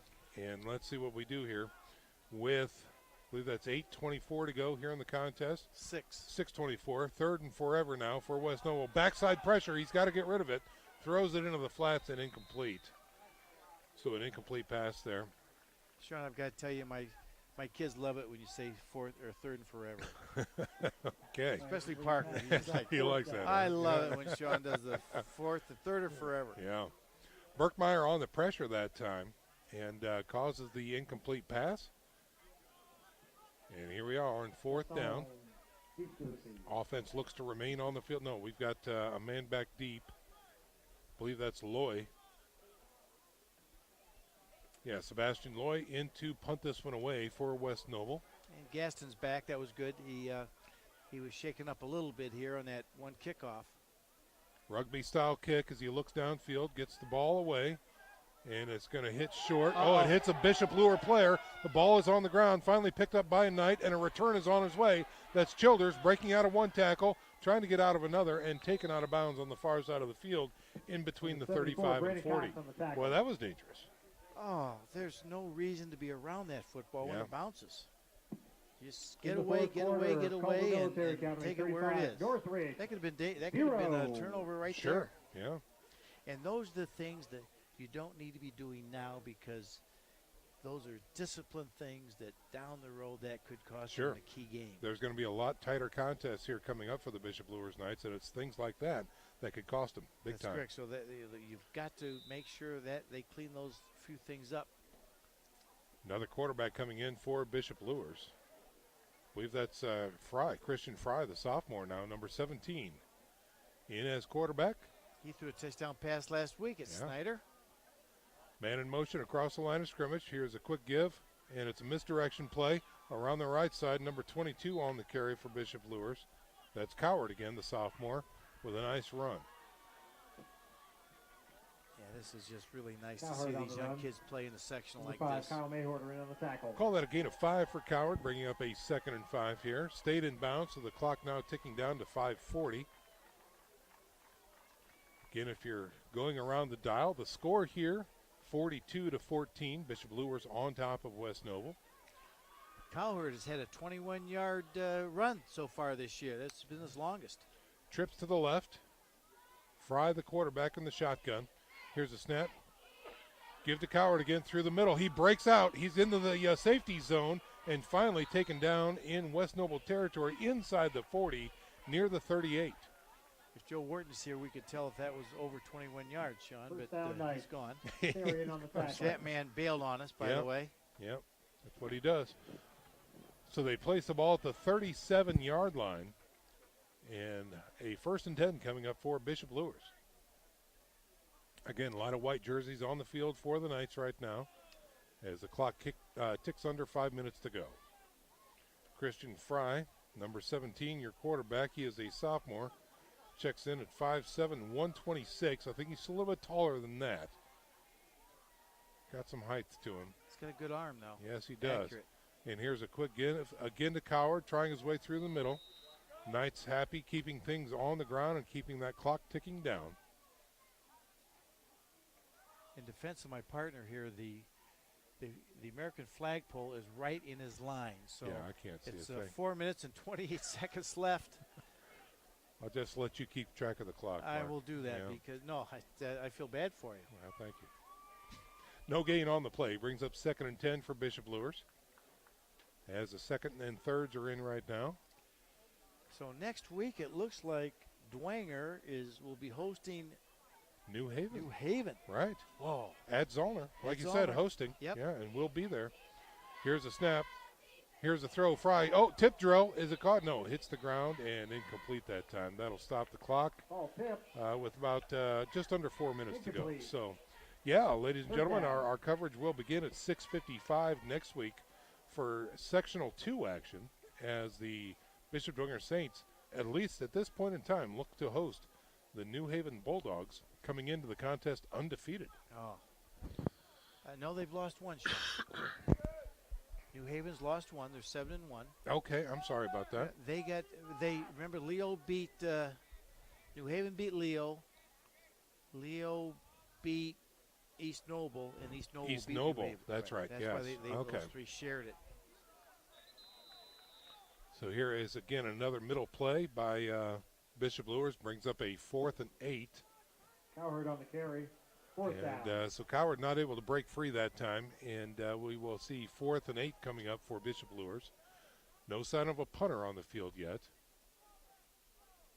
As the ball is at the 35-yard line of West Noble. Christian Fry brings the play in, so the offense staying on the field here on 4th and 8. I'm trying to check, Sean, if New Haven, I know they've played a couple times in the sectional. I'm just going to try to get a score and when that happens. Here's Fry on the 4th down pass to the flats. It is caught, but not nearly enough for a first down. And West Noble will take over here with just over 3 minutes to go in the contest. So last year, New Haven beat Dwenger. Yep. 28-23 in the sectional. The year before, Dwenger beat New Haven 37-6 in the sectional. In sectional 2.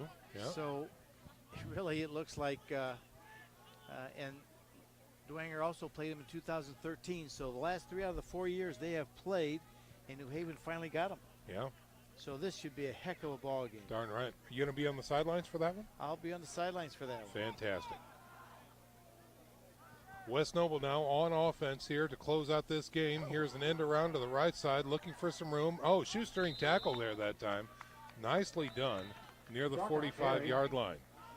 We're not going to say any numbers, but there's been a couple of these younger players that have been welcomed to varsity football. That's right. Because this gentleman right here just got clocked.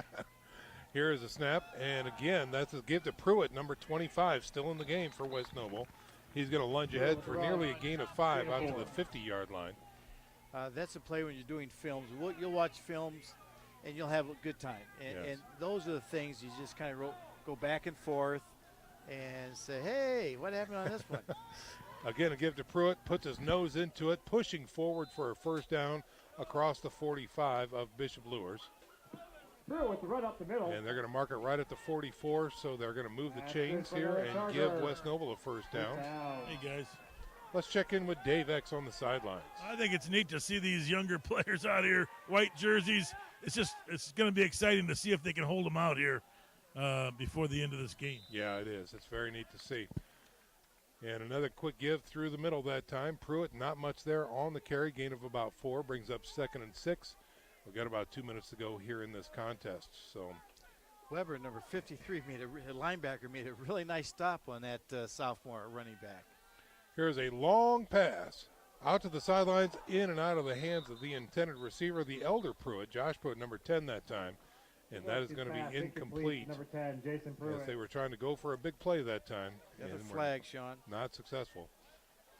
So the question begs, is this a hold against West Noble, and will the Knights accept it? Flag down right in the middle of that line. Illegal man downfield. Yeah, okay. So now the question is, are they going to walk it off? I don't think they're going to. Here comes the white hat call. The legal man downfield is going to be declined by the Bishop Luers Knights, bringing up third down. So the ball remains at the 41-yard line of Bishop Luers. And that brings up a 3rd and 6 now for the Chargers from West Noble. Hospitality here tonight has been fantastic. Great facility, great people. Can't thank these folks enough for being such wonderful hosts tonight. You're right, Sean. This has been just outstanding venue, new press box. Yeah. The best part about it, the best seats we've ever had. Yeah, I agree. We're in lounge chair seats tonight. Kind of like big padded office chairs, stuff you might find in the doctor's office or something. These are fantastic. Yeah. You know, I grabbed one right away. Then I saw my partner grabbed another one right away. We've had pizza up here tonight. Yeah, crazy if you don't, right? Yeah. Right. On 4th and 6 now, the offense for West Noble still on the field.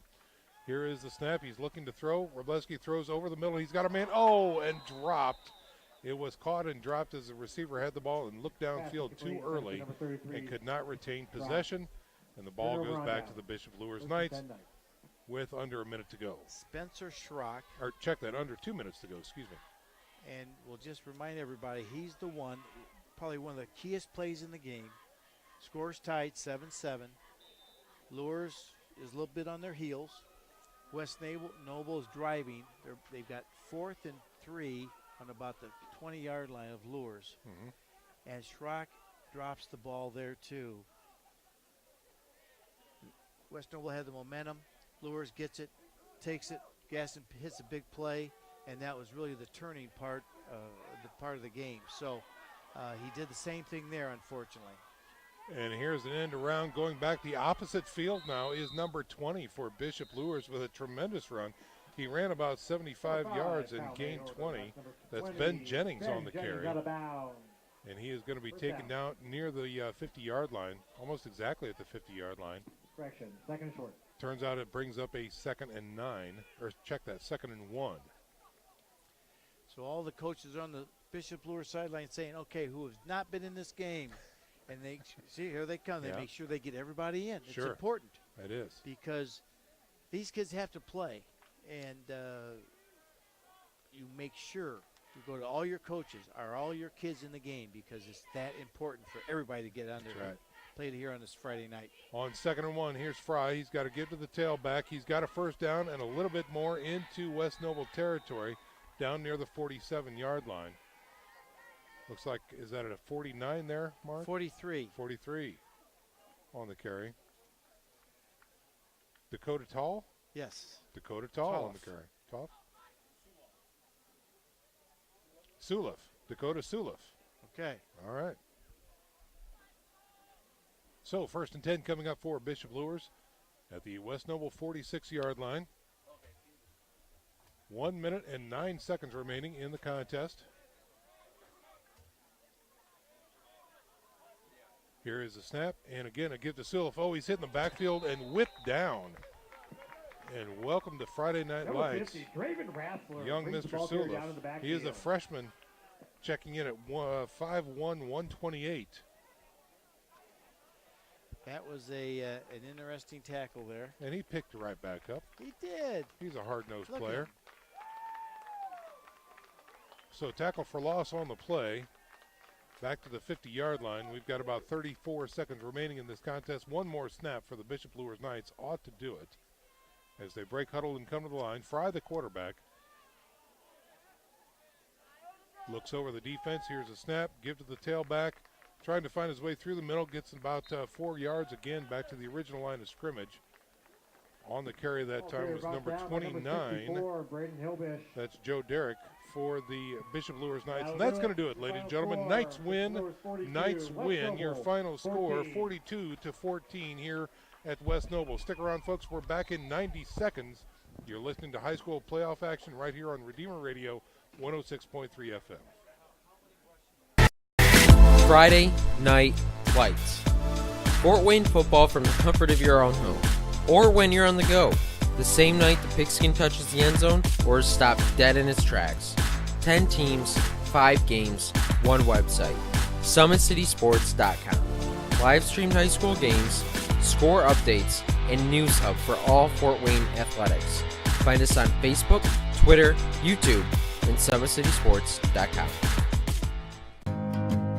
Beautiful baby, you're sweeter than strawberry pie. Just like the morning, your smile brings the sunshine. The Parkview Family Birthing Centers, with everything you need for baby, plus birth planners, expert physicians, midwives, and more for you. I'm a Parkview mom. You can be too. Learn more at parkviewmom.com.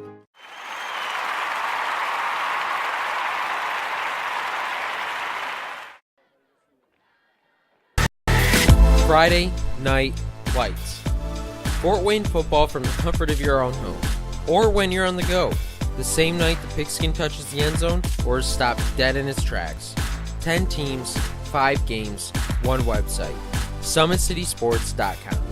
Live streamed high school games, score updates, and news hub for all Fort Wayne athletics. Find us on Facebook, Twitter, YouTube, and SummitCitySports.com.